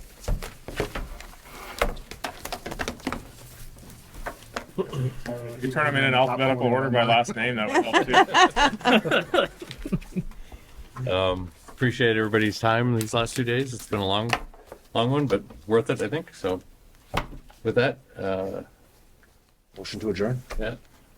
Second. All those in favor? Aye. All right, we're adjourned.